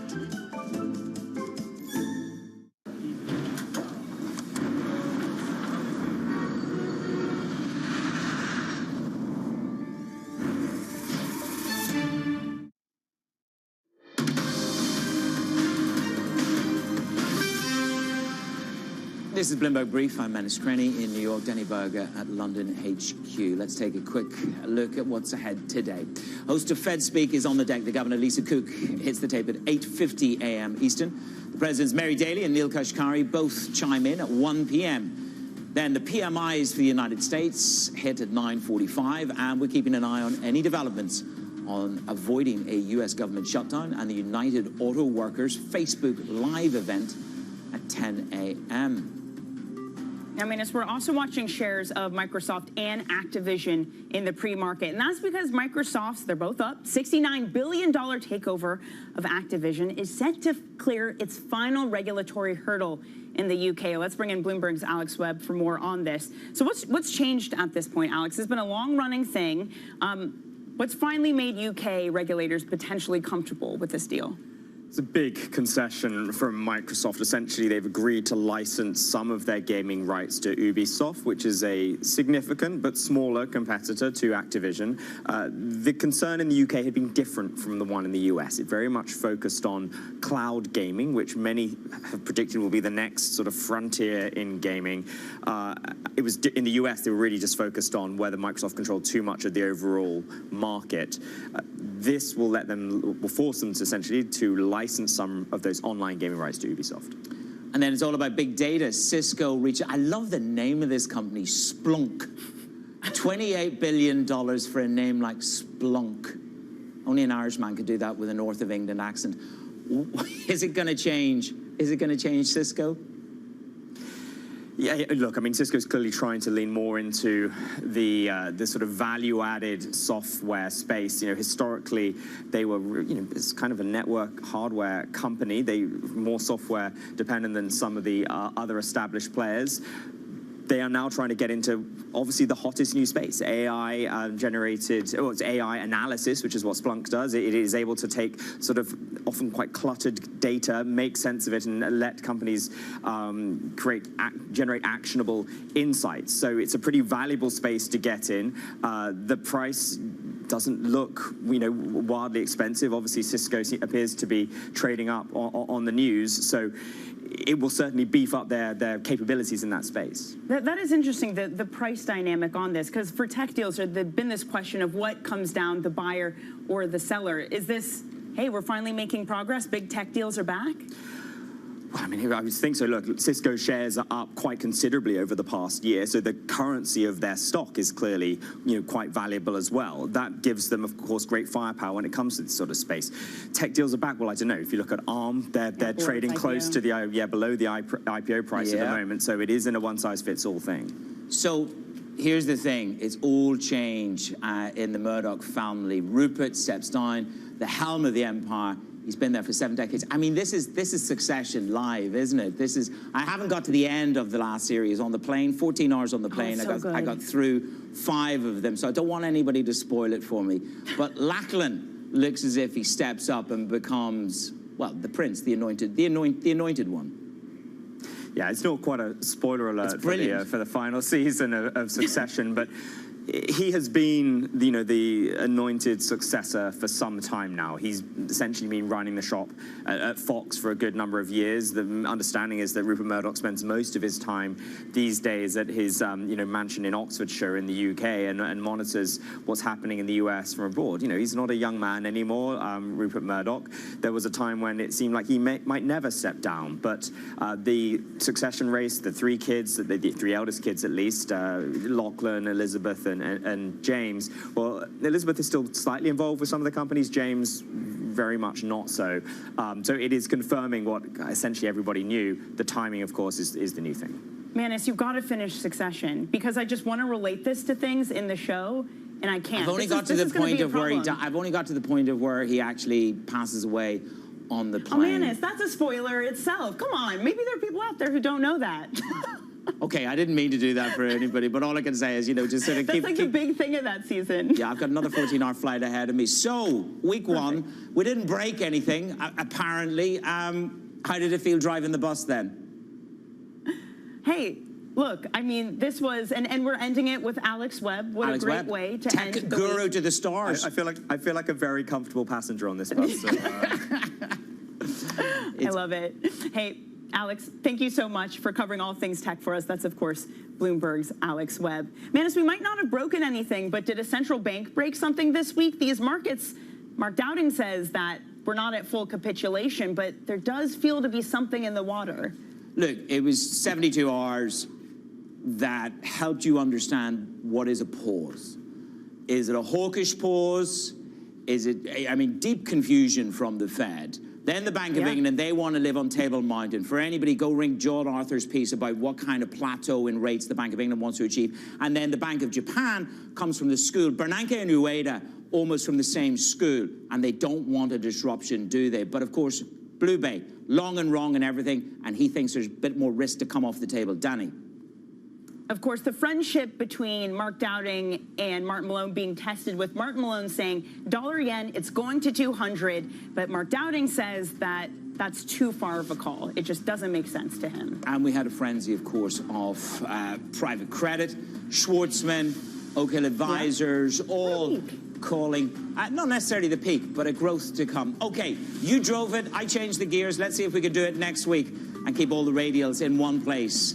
That's it for Bloomberg Brief. Week 1, surveillance is up next.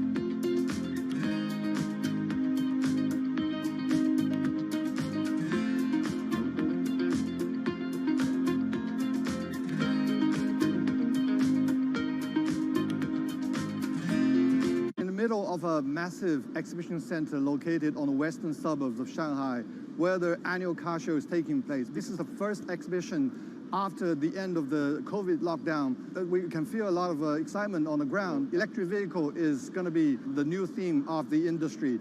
Most of the European companies and Japanese car makers who are considered latecomers to the China EV party are, launching their EV products. They are making their foray, intensifying competition in the market. For example, Volkswagen yesterday debuting their ID.7, which is electric vehicle rivaling the likes of Model 3, which is one of the best-selling products in China. And Mercedes-Benz, they are announcing the launch of their new super luxury model of Maybach, which is going to be a fully fledged electric vehicle priced at $200,000 each. Domestic players are also trying to maintain their lead in the market. BYD, for instance, unveiled its first luxury model called Yangwang yesterday. It's priced at about 1 million yuan. At the same time, it's seeking to gain market share in the mass market as well. Needless to say, attracting all the car makers to the Chinese market is the rosy growth prospect. Demand is surging. By some estimates, EV sales in China are on track to exceed 8 million units this year from more than 5 million last year. The future of the car industry is EV, for sure, no question about it. This is Charlie Zhu, Bloomberg News, reporting from Shanghai Auto Show. From New York City, From London, in Sydney, from Washington, in Tokyo. 9 a.m. in Beijing and Shanghai. Good morning, everyone. Have a great evening. Here's what I'm watching. You do not want to miss this story. Is there the kind of upside?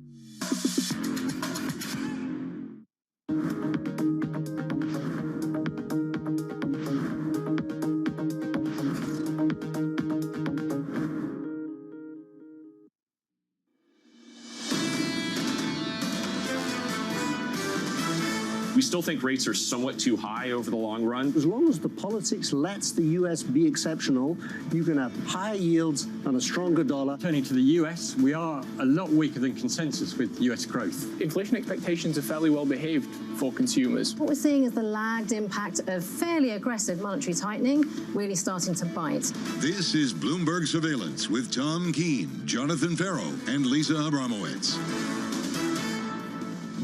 Live from the City of London for our audience worldwide. Good morning, good morning. This is Bloomberg Surveillance on TV and radio alongside Tom Keene and Lisa Abramowitz. I'm Jonathan Farrow. Your equity market bouncing back from the biggest one-day loss since March. Equities this morning positive by 0.26%. Big change in the last couple of days. Cycle highs at the front end, on the long end. TK, those yields starting to bite into risk assets. They really are. There's really been a game change in the last 48 hours, maybe take it up to 72 hours. I get the idea there's a reprieve today. I got a red cup here, John. On radio, you can't see it. I've got the Bloomberg red cup China because gloom is in the air, and you see it in the yield space. And frankly, John, foreign exchange is becoming interesting.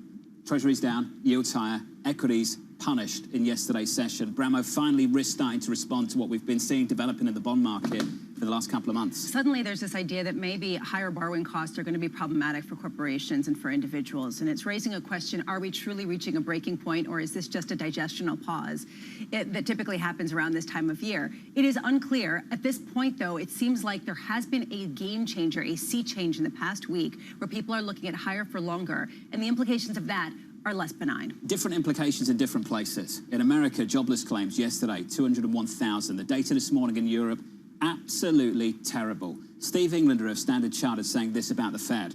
We see the Fed as somewhat mystified by the resilience of the economy. Yeah. Resilience in America off the back of these moving yields. I'm not sure you can say the same thing about Europe, Tom. You certainly can't say the same thing about the UK. Yeah, I counsel people that don't look at the foreign exchange market to start making a study of it because it's really interesting, John. I don't believe we can leave London until sterling prints a 119. I mean, you want to hang out? We're going to hang out. And, he just wants to hang out. Well, yeah, maybe quickly. You know, we may get there by, early October.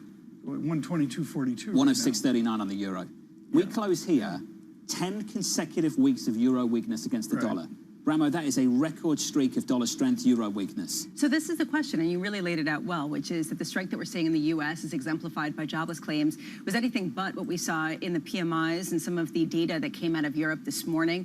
France saw its biggest decline in activity going back 3 years. You can see on the margins, Germany is doing marginally better than expected, but across the board, it looks like a recession. And in the U.S., the question is, why isn't it? Why is it not weaker? Why has something not broken with the fact that rates have gone up 5 percentage points in the past 18 months? First of all, half of America feels like they're in a recession. On a societal basis, there's a lot of people really struggling in America. But the answer is, as Ned Phelps, a lawyer at Columbia, would say, it is the unique dynamism and the ability on a Hayekian basis to clear the markets in America that doesn't happen in Germany. Things did break.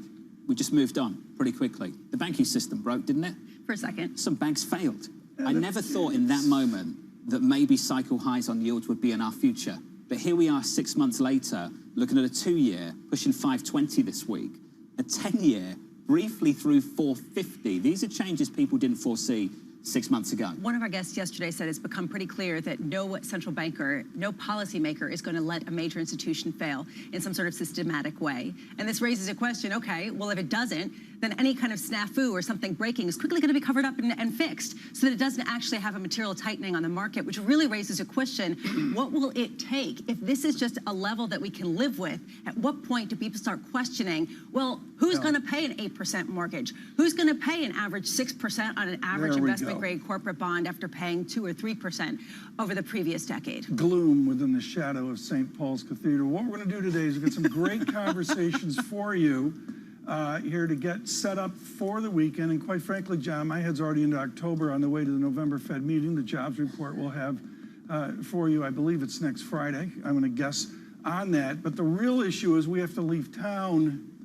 because of the Pharaoh Tot frenzy. We go to Tom Barkley in the Sun newspaper writing up the storm. We've got to talk about this, John, right now. We'll feature this through the show today.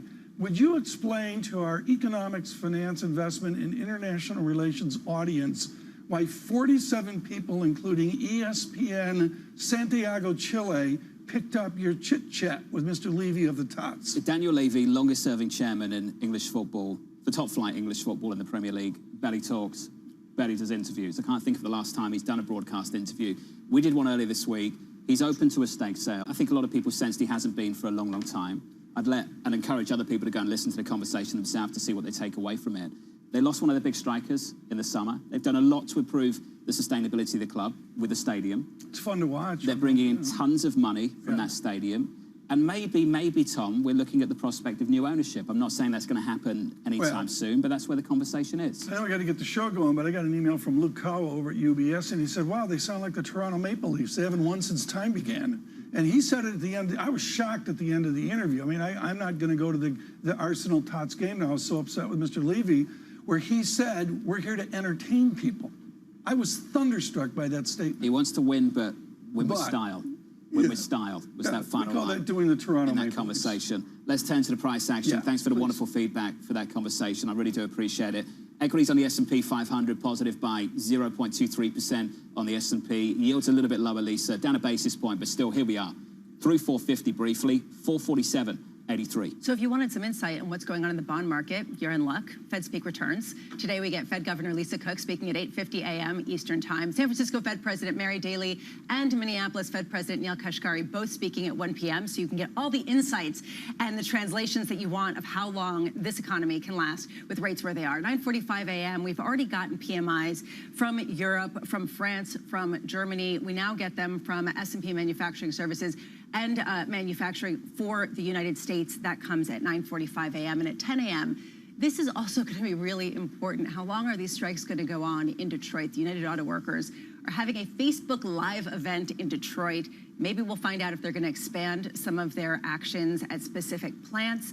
They'll talk, maybe give a little more insight about what's been offered and what the request is, the ask, because it really is unclear, John. The deadline is midday today, but the Facebook Live event is 2 hours before. That seems to be a trend. Kind of what they did last time around, Exactly. wasn't it? Signaling before the final. Okay.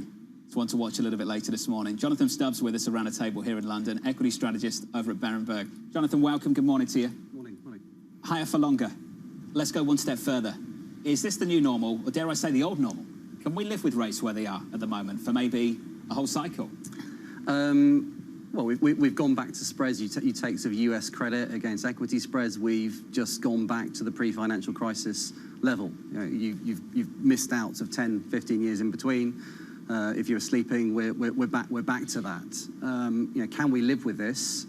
It's a big transition for individuals, for corporates, for governments who have had free money and access to free money for over a decade.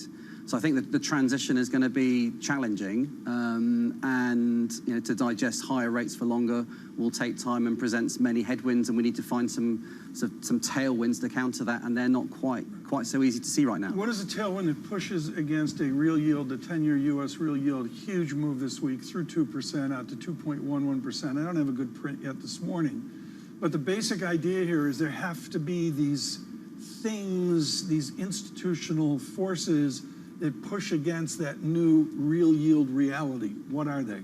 Well, we need liquidity, fiscal, corporate profits. One of the three, all of the three. And liquidity, to get a liquidity support for equities, and we monitor dollar liquidity around the world. There are only sort of three ways of getting that, and one is a very weak dollar, a dollar shock negative. That's working out right now. That's not really happening.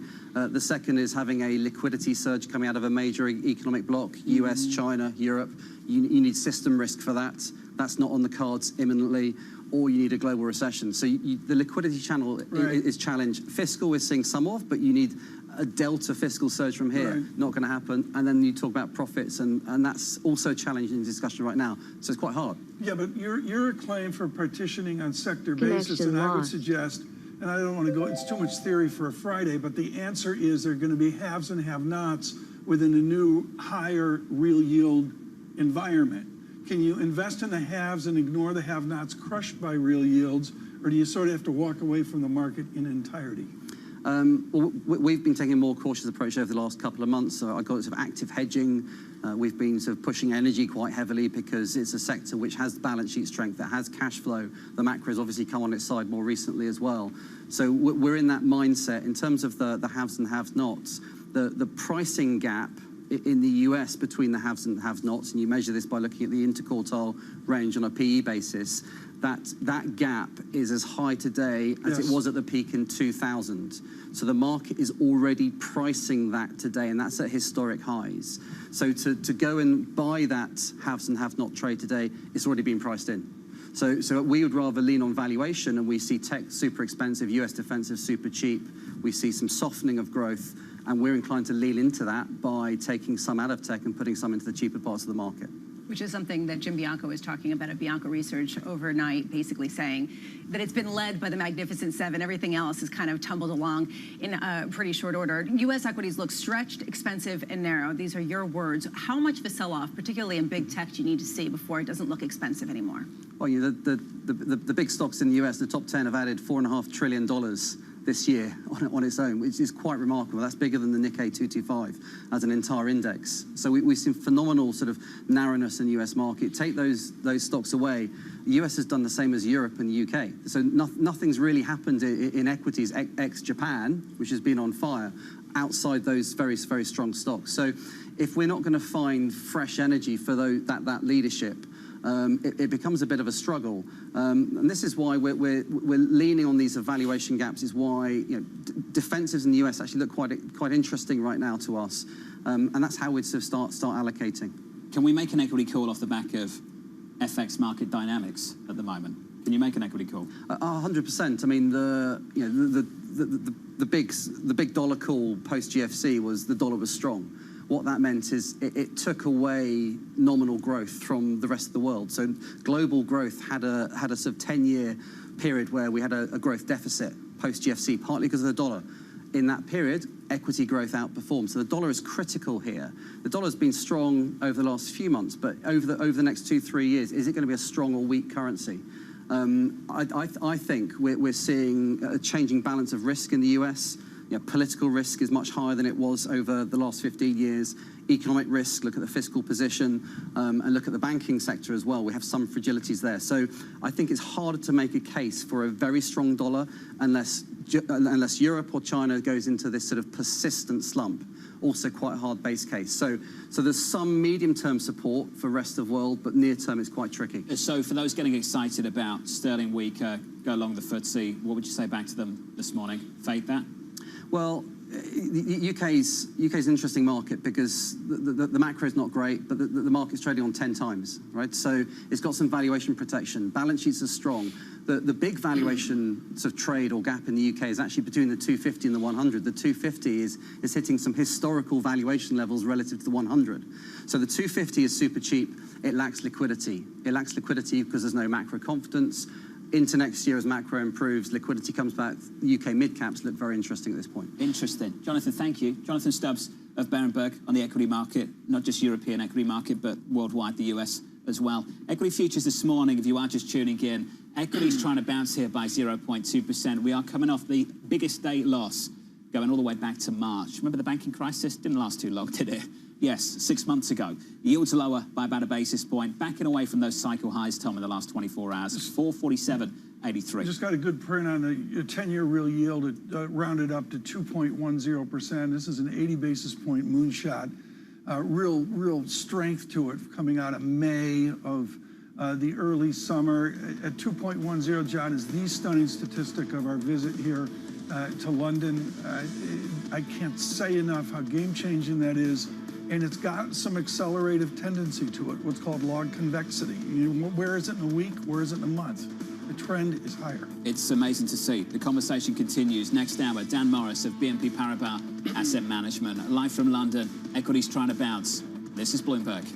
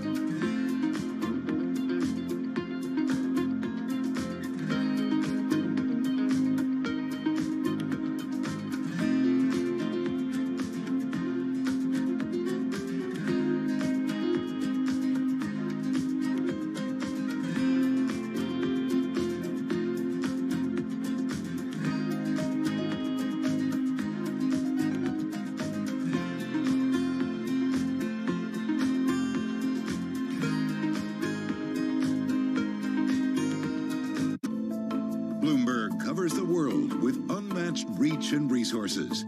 From more than 120 countries, the moment news breaks, 24 hours a day. Bloomberg, your global business authority. People ask me all the time, what is the key to being a really good investor? And I tell them it's to surround yourself with and work with the best investors you can find. On Bloomberg Wealth, I'm going to take you to meet the greatest investors in the world, the people that I would like to have managing my money. I found myself in a spot where I was constantly getting new challenges. A lot of, I think, the best mentorship I had at Bridgewater is because people often saw in me the potential to do things I didn't even see in myself yet. In a multi-trillion-dollar industry, there's a lot of ground to cover. We indeed have a rally. We're talking a lot of dividends. We're talking income. We'll show you what's happening in ETFs like no one else. Bloomberg ETF IQ, Monday on Bloomberg.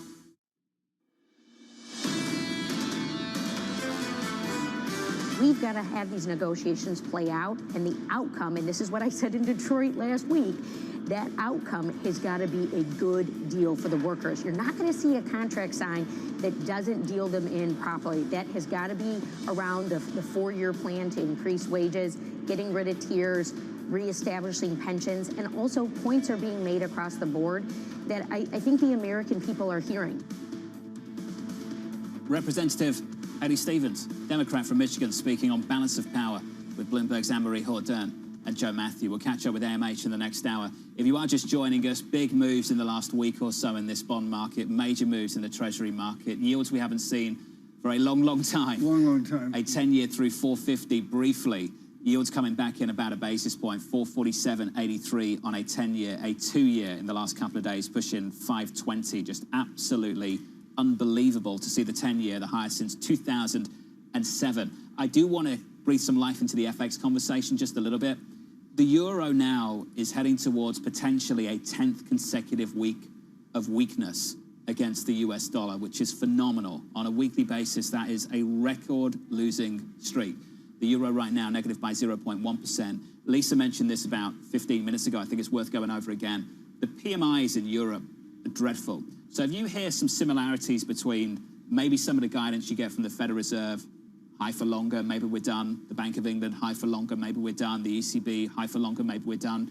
That's where it ends. Compare and contrast the economies at the moment. Jobless claims in the US, rock solid, 201K this week. Compare that to the PMIs in Europe this morning, Lisa. Absolutely dreadful. And I'm looking at the surprise indexes in both areas, and you can see it's solidly positive in the U.S., albeit bouncing around, and solidly negative in Europe. And this is really the question. How come the U.S. is so much more immune to high rates, and how long can it stay that way?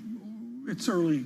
Some people, I think, would say early innings. That's baseball talk, John. Thanks for that, CK. But, you know, I take the point, but I really wonder if it's just getting started. These levels are shocking that we're at right now. Anne-Marie Hornan and Joe Matthew know how to pick them, and they really picked the right person with Congresswoman Stevens from Detroit. Wendy Schiller joins now with some historical perspective on many topics, the shutdown, and certainly what's going on with Detroit and Providence at Brown University. I thought that interview last night, I was in my hotel room, early to bed, early to rise, Professor Schiller, and I was thunderstruck to hear the voice of Detroit yearn for a Detroit from another time. In Washington, are our politicians looking at the UAW strike as a strike of the present and indeed our manufacturing future, or are they and the president stuck in Congresswoman Stevens' past? Are they stuck in a Royal Oak, Michigan, where auto workers made $120,000 or $150,000 a year? Well, I mean, I think politically, they have to live in the present. And in the present, the Democratic Party is closely aligned with labor. And we have strikes across the country, right? We still have SAG-AFTRA. We have hotel strikes in California, for example. You know, a little bit of strike fever is kind of coming to fruition right now. And when people get concessions, when labor unions get concessions, other industries, other labor unions say, wait, maybe we should do that too, or we can do that.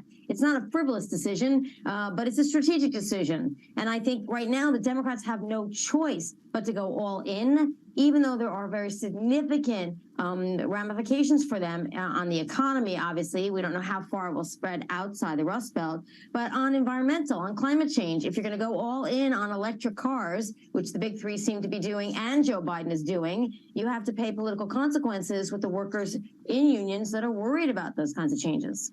Right. That's exactly where I wanted to go. We are seeing in real time, folks, for those not up to speed on the London Ballet, besides John Farrow's Tottenham interview, the answer is there's a raging debate in this nation about the broader ESG. Is that going to trip up the Democrats like it's tripping up the conservatives and indeed some of labor here in the United Kingdom? Tom, I think this is a fantastic point, and I do think it's an electoral vulnerability for the Democrats. This is the problem with having highly educated people who really worry about climate change but do not work in a labor industry like autos, and a lot, meaning thousands and thousands of auto workers in key swing states that do depend on that industry for their livelihood in the same party. In the same political party. How you meet the needs of both of those major constituencies going to 24 is testing right now, today, when we think about where the administration, where the Democrats are going to come down on this strike and how long it goes and whether there's additional economic pain outside the auto industry and outside the Rust Belt states. So this is splintering the Democrats. At the same time, we are seeing a splintering in the Republicans around the government shutdown with rebellion, as some people are calling it, against House Speaker Kevin McCarthy. President Biden is viewing this as an opportunity. It seems like his team thinks this is going to be beneficial to him. He tweeted out over the weekend or X'd out. Last time there was a government shutdown, 800,000 Americans were furloughed or worked without pay, but enjoy your weekend. Do you really think this is going to be a benefit if the government shuts down to the current president? Lisa, I don't think a shutdown is ever a benefit, but it does happen to be the case that most of the time, not always, the president wins on this, or when you're a Democrat, give or take, or Trump, who won for a little while and then caved the last time there was a shutdown. The big counterexample to that is 2013, a very long shutdown under Obama administration, and the Democrats lost the Senate in 2014. It's the most expensive political shutdown for the Democrats, and the Republicans shut the government down. So the people who are leading the charge on the Senate side, Ted Cruz, people like that, but the newbies in the House, you know that they may not pay a political price for this shutdown because Republicans in 2013 really shut it down for a long time and did well. So the jury is out. Most of the time, the executive branch wins because government fails. It doesn't work anymore, and constituents are harmed by that, and they get in touch with their local congressional office when they are upset about a shutdown. They don't reach the White House. So in that sense, I think Republicans can do this, but they can't do it indefinitely, and that's what Biden's trying to wait out. It's very difficult when I read this to suppress my frustration because I feel like we were just here not that long ago. And the more that I read about the mechanics of this, it doesn't seem like we're getting any resolution anytime soon. Wendy, how long could this potential shutdown last? if it does go according to how it looks right now? Well, there are two scenarios, I think, right now that we're looking at. One is that the shutdown, lasts a little while and then people come to the table and they resolve it because, there are probably 150 votes in the Republican Party that want to see the government stay open, that do not want a shutdown. And, the margin for the House majority is very slim, and the seats that are important to them are in California and New York. So, that's a problem for the Republican Party. Kevin McCarthy, on the other hand, doesn't play this right, could be subject to a sort of oust the speaker movement. And if that happens, then we have chaos. Then the shutdown could last a lot longer. And that's the nightmare scenario. And even if Biden wants a political discord, he doesn't want a functioning government collapse. So I think that's the problem for the Biden administration. They don't want to undermine McCarthy so much that he collapses, because then we have chaos. Just very quickly here, Professor Schiller, the obvious southern rest of the country is a generalization, partition of Republicans. How in God's name do they hold a convention next summer?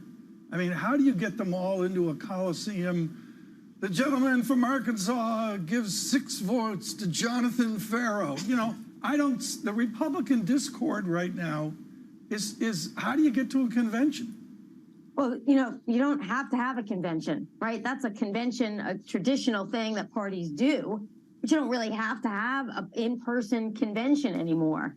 Politics has changed so much, Tom, that it's unclear that they won't throw the whole thing out. If Trump looks like the dominant candidate and he's already winning, massively by March, they might just, virtually declare him the winner. They don't even have to go to Milwaukee. They're going to Milwaukee because they need Wisconsin, right? But generally speaking, they don't have to do anything anymore. So all of us who are looking for these normal, traditional party practices with Trump at the helm, I don't think anybody should be betting on anything that we used to do. It's so true. There's a debate in 5 days. Hardly talking about it. Former president's not going to be there. Yeah. I mean, it's the way it is. It's the way it is. Wendy Schiller, thank you. Wendy Schiller of Brown University. Shutdown talk. I cannot think of a single story that I get frustrated more about. I wake up every morning, you see the latest on it. I do not want to click on it. I don't want to read it. I don't want to open the email. I don't want to read the research on it. I don't even know where we are on it. I know. Well, I can tell you that we're less than 10 days out. And Libby Cantrell thinks at this time that maybe markets will wake up at PIMCO. Can you imagine Milwaukee, the surveillance set with AMH and Joe Matthew? Can you imagine at the Pabst Blue Ribbon factory? With cheese heads. With CBRs, I mean, that's why you go to Milwaukee. What's this bit, though? That's the Pabst Blue Ribbon Museum. Okay. They've got like a whole thing there. That's what that means. Jordan Rochester, Namora, up next.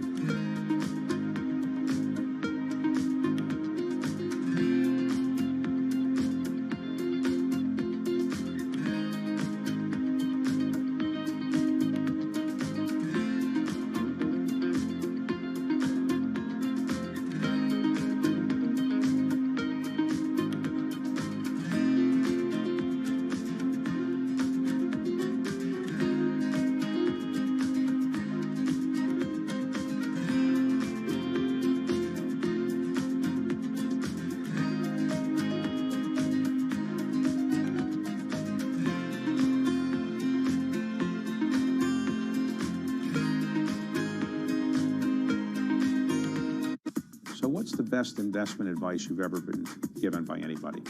The compound interest, the compounding of returns is an incredible miracle of business, finance, and human existence. Everything you learn is additive every day, and if you keep at it and don't quit, it's an incredible miracle. And it's not just interest. It was always said about compound interest returns, compound business returns, compound human returns. They're all very additive because you learn every day. And if you keep at it, it's very, very helpful. In your observation of investors, what do you think is the biggest mistake that average investors make? Selling at the wrong time. And they sell when the prices go down? Yes. Or yes. Not keeping, look, people have conviction, or they invest for if they invest for the right reasons, just keep at it.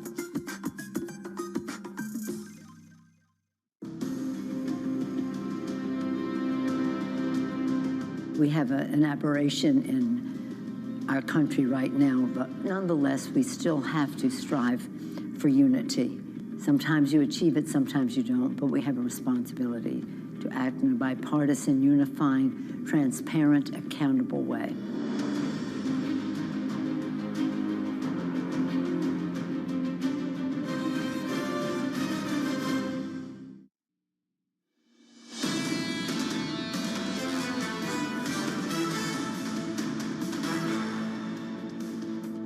Heading towards a third week of losses on the S&P 500, trying to bounce. It's not too bad this morning. It's a little bit better compared to yesterday. Equity futures positive here by 0.2% on the S&P 500. On the NASDAQ, we're up by 0.4%. On the S&P, potentially the worst week since March, after the biggest one-day loss in 6 months on the S&P 500. And your wires in the bond market, as it often is. 2-year, 10-year, 30-year, 2-year this week, pushing 520. 10-year briefly today, going through 450. Yields back in a couple of basis points, Tom. 447.63 on a 10-year. These are just when they correlate over to everything else, including the equity market, over into commodities. I mean, Brent's taking a breather here. I thought Ed Morse was just fascinating about how he reaffirmed a lower oil price with Lisa the other day. But, you know, I'm going to go when there's tension like this, whatever the tension is you have this weekend, whether you're a student or not, John, you got to look to the foreign exchange market. I mean, that's the deepest market. That's the litmus paper. So yields up, stocks down, dollar stronger. Here's a snapshot of foreign exchange at the moment. Let's just pick on the euro.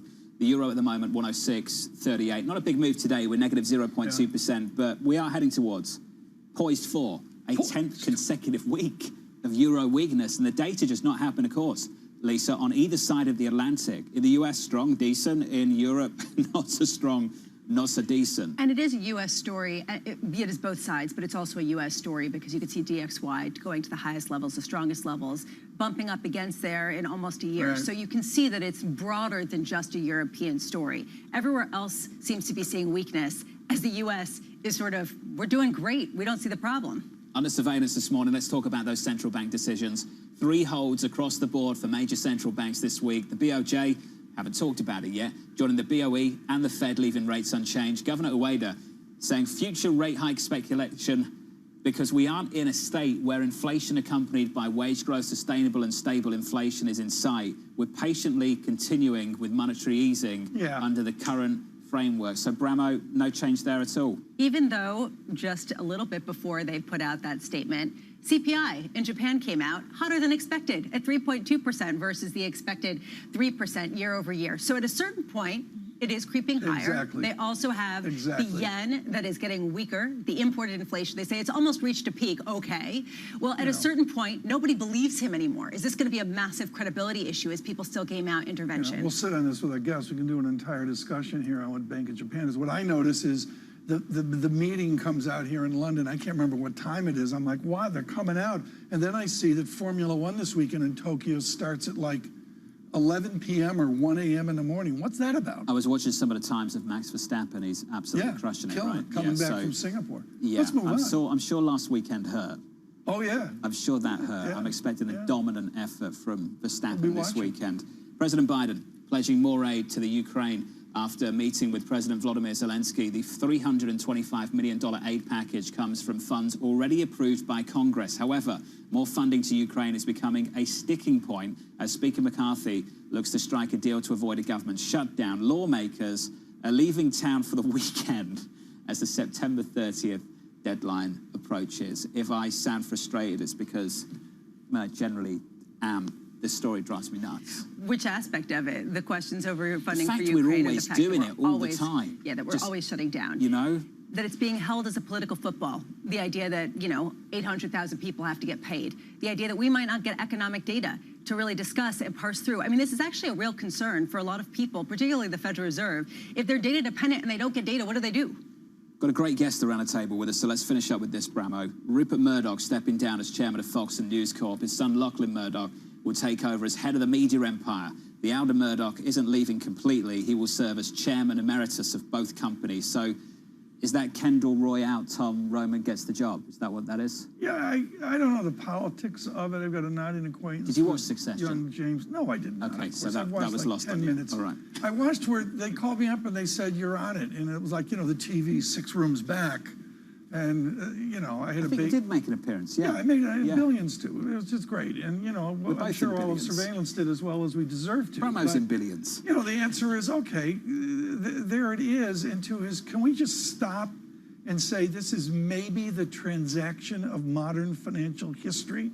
I'm Rupert Murdoch, and I want to jettison this dog to Disney for $70 billion plus. Transaction of our lifetime. I think it's also interesting because it is like Succession, and Lachlan is getting it for now. But when Rupert passes on, there's a real question about the rest of the family, especially because they disagree with the politics, right? James has actually come out and been really pretty adamant in his claims against it. So it raises a question at a time where it's been stripped back to just news and sports. And so the news part of it's going to be kind of interesting. Did you watch Succession? I did not. I'm so alone here. I can't believe. Okay. I would don't like watch anything. Okay. They're your stories under surveillance. Thanks, guys. Joining us right now with the most important interview of the day, because when it's like this, you triangulate to foreign exchange. Jordan Rochester is G10 FX strategist at Nomura. I've got one basic question. I'm told I can't get back on the plane and go back to New York unless I get a 119 print on sterling. How quick is Prime Minister Sunak going to get me to a 119 sterling? That's something that could happen before year end. The moves aren't as rock and roll as last year, though. We haven't got a Liz Truss versus a lettuce moment right now to kind of get you that move lower. But we were at 118 in March earlier this year. So it's very possible that 119, we could be talking in the next 6 weeks. Euro, parity call earlier this week on this program. Jane Foley, Rabobank, she said maybe. Where are you on that now? I was going to say, is that the call? It's definitely a maybe, but that requires your next guest to tell us about oil, Christian Malik. So if oil goes to 100, okay, we get to 105, maybe 104 in euro, but to get down to parity, we need that energy squeeze that will hit that trade bands. Because what's happened? The euro area's got a lovely current account surplus once again, thanks to lower natural gas. So we need a cold weather forecast for October. So things need to go wrong in Europe. We've done enough on the US side. That's not where the surprise comes from for you. I think so. The US, in the next 2 CPI prints, what's going to be interesting is oil's up 7% this month, but gasoline futures are down. So we're not going to get a really hot CPI print on headline like we got for last month. We got 0.6 month on month. The next month could just be 0.2 for headline. But if gasoline futures were to spike back, we get another hot CPI for the US, followed by another one if oil goes to 100. Then you could be talking parity in euro from a US perspective. In general, when we talk about dollar strength right now, is it a dollar story or is it an everything else story being weak? Oh, it's both, Lisa. So the dollar's strong because we've had a basically reinflation. We've had not just energy prices going back up, but these UAW strikes were interesting seeing some signals that car inflation could come back. So it's really hard for the market to look for a dovish Fed right now, especially with continuing claims falling lower once again. So we're not seeing any material job layoffs in the US. And then that's the US side. In Europe, it's horrendous in terms of growth. Look at the UK services PMI. We had one of the biggest falls in the employment index within that PMI today. So it's quite clear that unemployment's rising in the UK, and we're seeing softness in German labour market data as well. So to answer your question, it's always both because it's currencies. We always do both. The European data for growth and for employment is looking pretty shaky. What's the level of strength for the dollar where it becomes truly disruptive? Well, in terms of the disruption, we're already getting close to those levels. As John said, parity in euro. That would be a disruptive level for sure. Oil. I want to talk a little bit more about crude and the move we've seen. You said that maybe if something goes wrong with gas, what about Brent and WTI? What about that? We're already in the 90s on Brent. Doesn't that change things for Europe? It already has. It already has. That's why I think the first half of this year, when energy was weak, I thought that we could see euro finish the year higher. But that's completely changed. I didn't expect Brent to go above 90. Well, you changed from 115 to 105 on the euro, right? Yeah, in the last because of couple that months. Brent move, for sure. And we had this horrible range. So macro PMs have had a really tough first half to the year because euro's been in the yo-yo. And everyone gets excited at the highs, excited at the lows, gets stopped out chasing their tail. I think we're going to see a proper breakout. FX has lacked a trend in the dollar this year. We're now getting a trend thanks to the energy story. So last year was thanks to Vladimir Putin, we got a big trend in the euro. This year, it's thanks to MBS in Saudi Arabia. Why isn't the yen weaker today? Well, because you haven't had a hawkish move from the Bank of Japan. What's quite interesting is we thought the forward guidance would change. The forward guidance still says potential additional easing could be used. So that was a bit odd, given we thought Ueda shifted a little bit more hawkish with his article from about 2 weeks ago. And then the main problem for dollar yen is it's quite easy to say cost of carry is very expensive to be long the yen, so therefore don't buy it. But you've got the Ministry of Finance threatening FX intervention risk. And we've even had softer words from US Treasury Secretary Yellen about maybe Japan can intervene. She hasn't said it that exclusively, but she's definitely softened her tone. So in other words, we can take a look at the yen and just say that nobody wants to bet against the central bank and nobody wants to bet against foreign intervention, that they're likely to deploy. But it has nothing to do with the differential at this point between the monetary policies. Oh, it absolutely has everything to do with the differential. And if the MOF threat of intervention wasn't there, we would be closer to 150 right now. If the idea of the BOJ turning hawkish wasn't there, we'd be closer to 150. But because of that threat, people are being reluctant to get into that trade. But if you were to look at the cost of carry, it's even higher than what it was last year when we were at these exact same levels. But Lisa, it's deja vu. I was in September, New York. In New York hours, the Ministry of Finance came in and intervened at dollar yen around 150. It feels a bit like deja vu, so people are just a bit reluctant here. You and I are on the same page. First thing in the morning I do is I look at Swissy franc, different pairs to 4 decimal points to just see when is Swiss franc in a signal strength. You say Switzerland stocky is a play, CHF, SEK, Swissy stocky is a trade to play here for long Swiss franc. Why will the Swiss franc strengthen? Let's start with that. Yeah, absolutely. So we always have our main dollar views, our sterling views, but then you have to talk about RV. And what we're talking about here, Tom, is long Switzerland, short Sweden. Now, Switzerland has seen massive appreciation of its currency over the past year. Right. But I think that's a trend that carries on. We're going through a period of an adjustment for Switzerland. Last year, before they started raising rates, it was negative 75 basis points. We're now around the 150, 175 on the front end. So you're getting paid for holding Swiss in the bank account, where last year you were being charged. We've known that for a while, but we're still going through an adjustment phase, and the banking repatriation flows back into Switzerland. Those Swiss banks were lending to American corporates, European corporates. They're not going to do that next year because they've got nice yields at home. So we're seeing a lot of that money come back into Swiss, boosting the currency. And the second reason is when growth slows down, you go long the Swiss. Okay, I'll go with that, except the SMB to me is almost a sovereign wealth fund with the equity ownership they have, and particularly the load-to-boat position on Apple as well. Does their equity stub within the central bank, does that preclude usual strong Swiss dynamics? I think the S&B is just taking the view that we're happy to take a loss on our FX reserves. And in fact, what they're doing is they're selling their foreign holdings as well. So they're actually consistent sellers of, they're 80% bonds, 20% in equities. Right. So the largest part will be in the fixed income space. Right. But we've seen 11 billion of intervention per month from the Swiss. Give me a level on Euro Swissy, the core pair there to what? 0.95, 0.94? It's easier to trade this Swiss stocky than Euro Swiss. Euro Swiss, I've actually stayed out of it. It's one of the most non-macro currency pairs in the G10. Euro Swiss, Swissy stocky. It's the most London thing I've heard all week.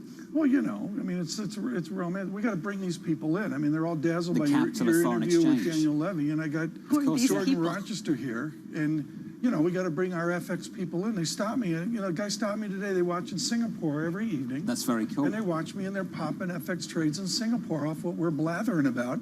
So I got to go to Rochester here to get some romance in it. Can we just finish on that I'm going trade? to Mayfair and look at a Ferrari. So that's Sweden versus Switzerland. On the Swiss side, that haven currency on that growth slowdown, you think money's going to go back there. Who else is in that bucket? Because it used to be Japan. What else is there? Good question. Yeah, it is euro. That's kind of why the euro hasn't been rock and roll. So you're asking about the 105 down to parity view. We've got better trades to do. Short sterling versus the dollar is a better trade.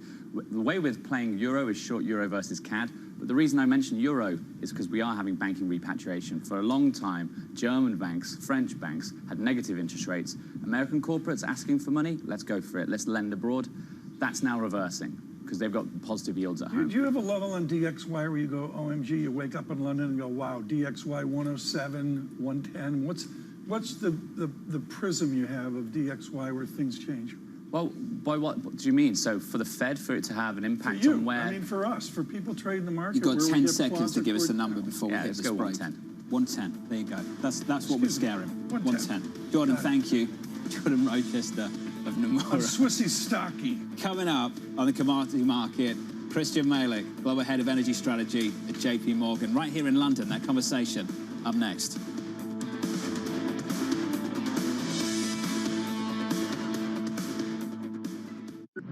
For the first, call it 18 years at Chipotle, this was you come into Chipotle along the line, you interact with the crew, and you customize your meal. We've got this separate make line, and it's digitized, and so the orders come in, and they're really kind of staged so that if you say at noon, I want to come in at 1 o'clock, we hold that order, and we will send it to the crew like maybe 10 to 1. Right. So it's ready right when you pull up your car. How do you manage these kind of two different staffing needs, right? Yes. And making sure you have the right amount of people at the right time. We spend a lot of time projecting sales. A lot of it is, it's part art, part science. We're trying to bring more science and more AI into it. Because if you get the right sales projection, then you know exactly what your staffing needs to be. So if you get the sales right, you can get the entire restaurant staffed perfectly. With just a couple people, our average restaurant now does about over $1 million per restaurant in digital sales. From the beating heart of global finance, economics and politics, and wherever newsmakers are moving markets, Bloomberg brings you conversations that allow for deep discussions and important insights. How has that shaped your strategy for the bank? Is this a new normal? Is this like a catalyst? Do you think we're in a new phase for dividend policy overall? That's a great question. I'm Francine Lacroix, and this is The Pulse, every weekday at 9 a.m. only on Bloomberg. The markets count down in Europe from the financial centers of the world. Bloomberg Markets European Close with Guy Johnson in London and Alex Steele in New York. Real-time numbers, real-time analysis. Weekdays.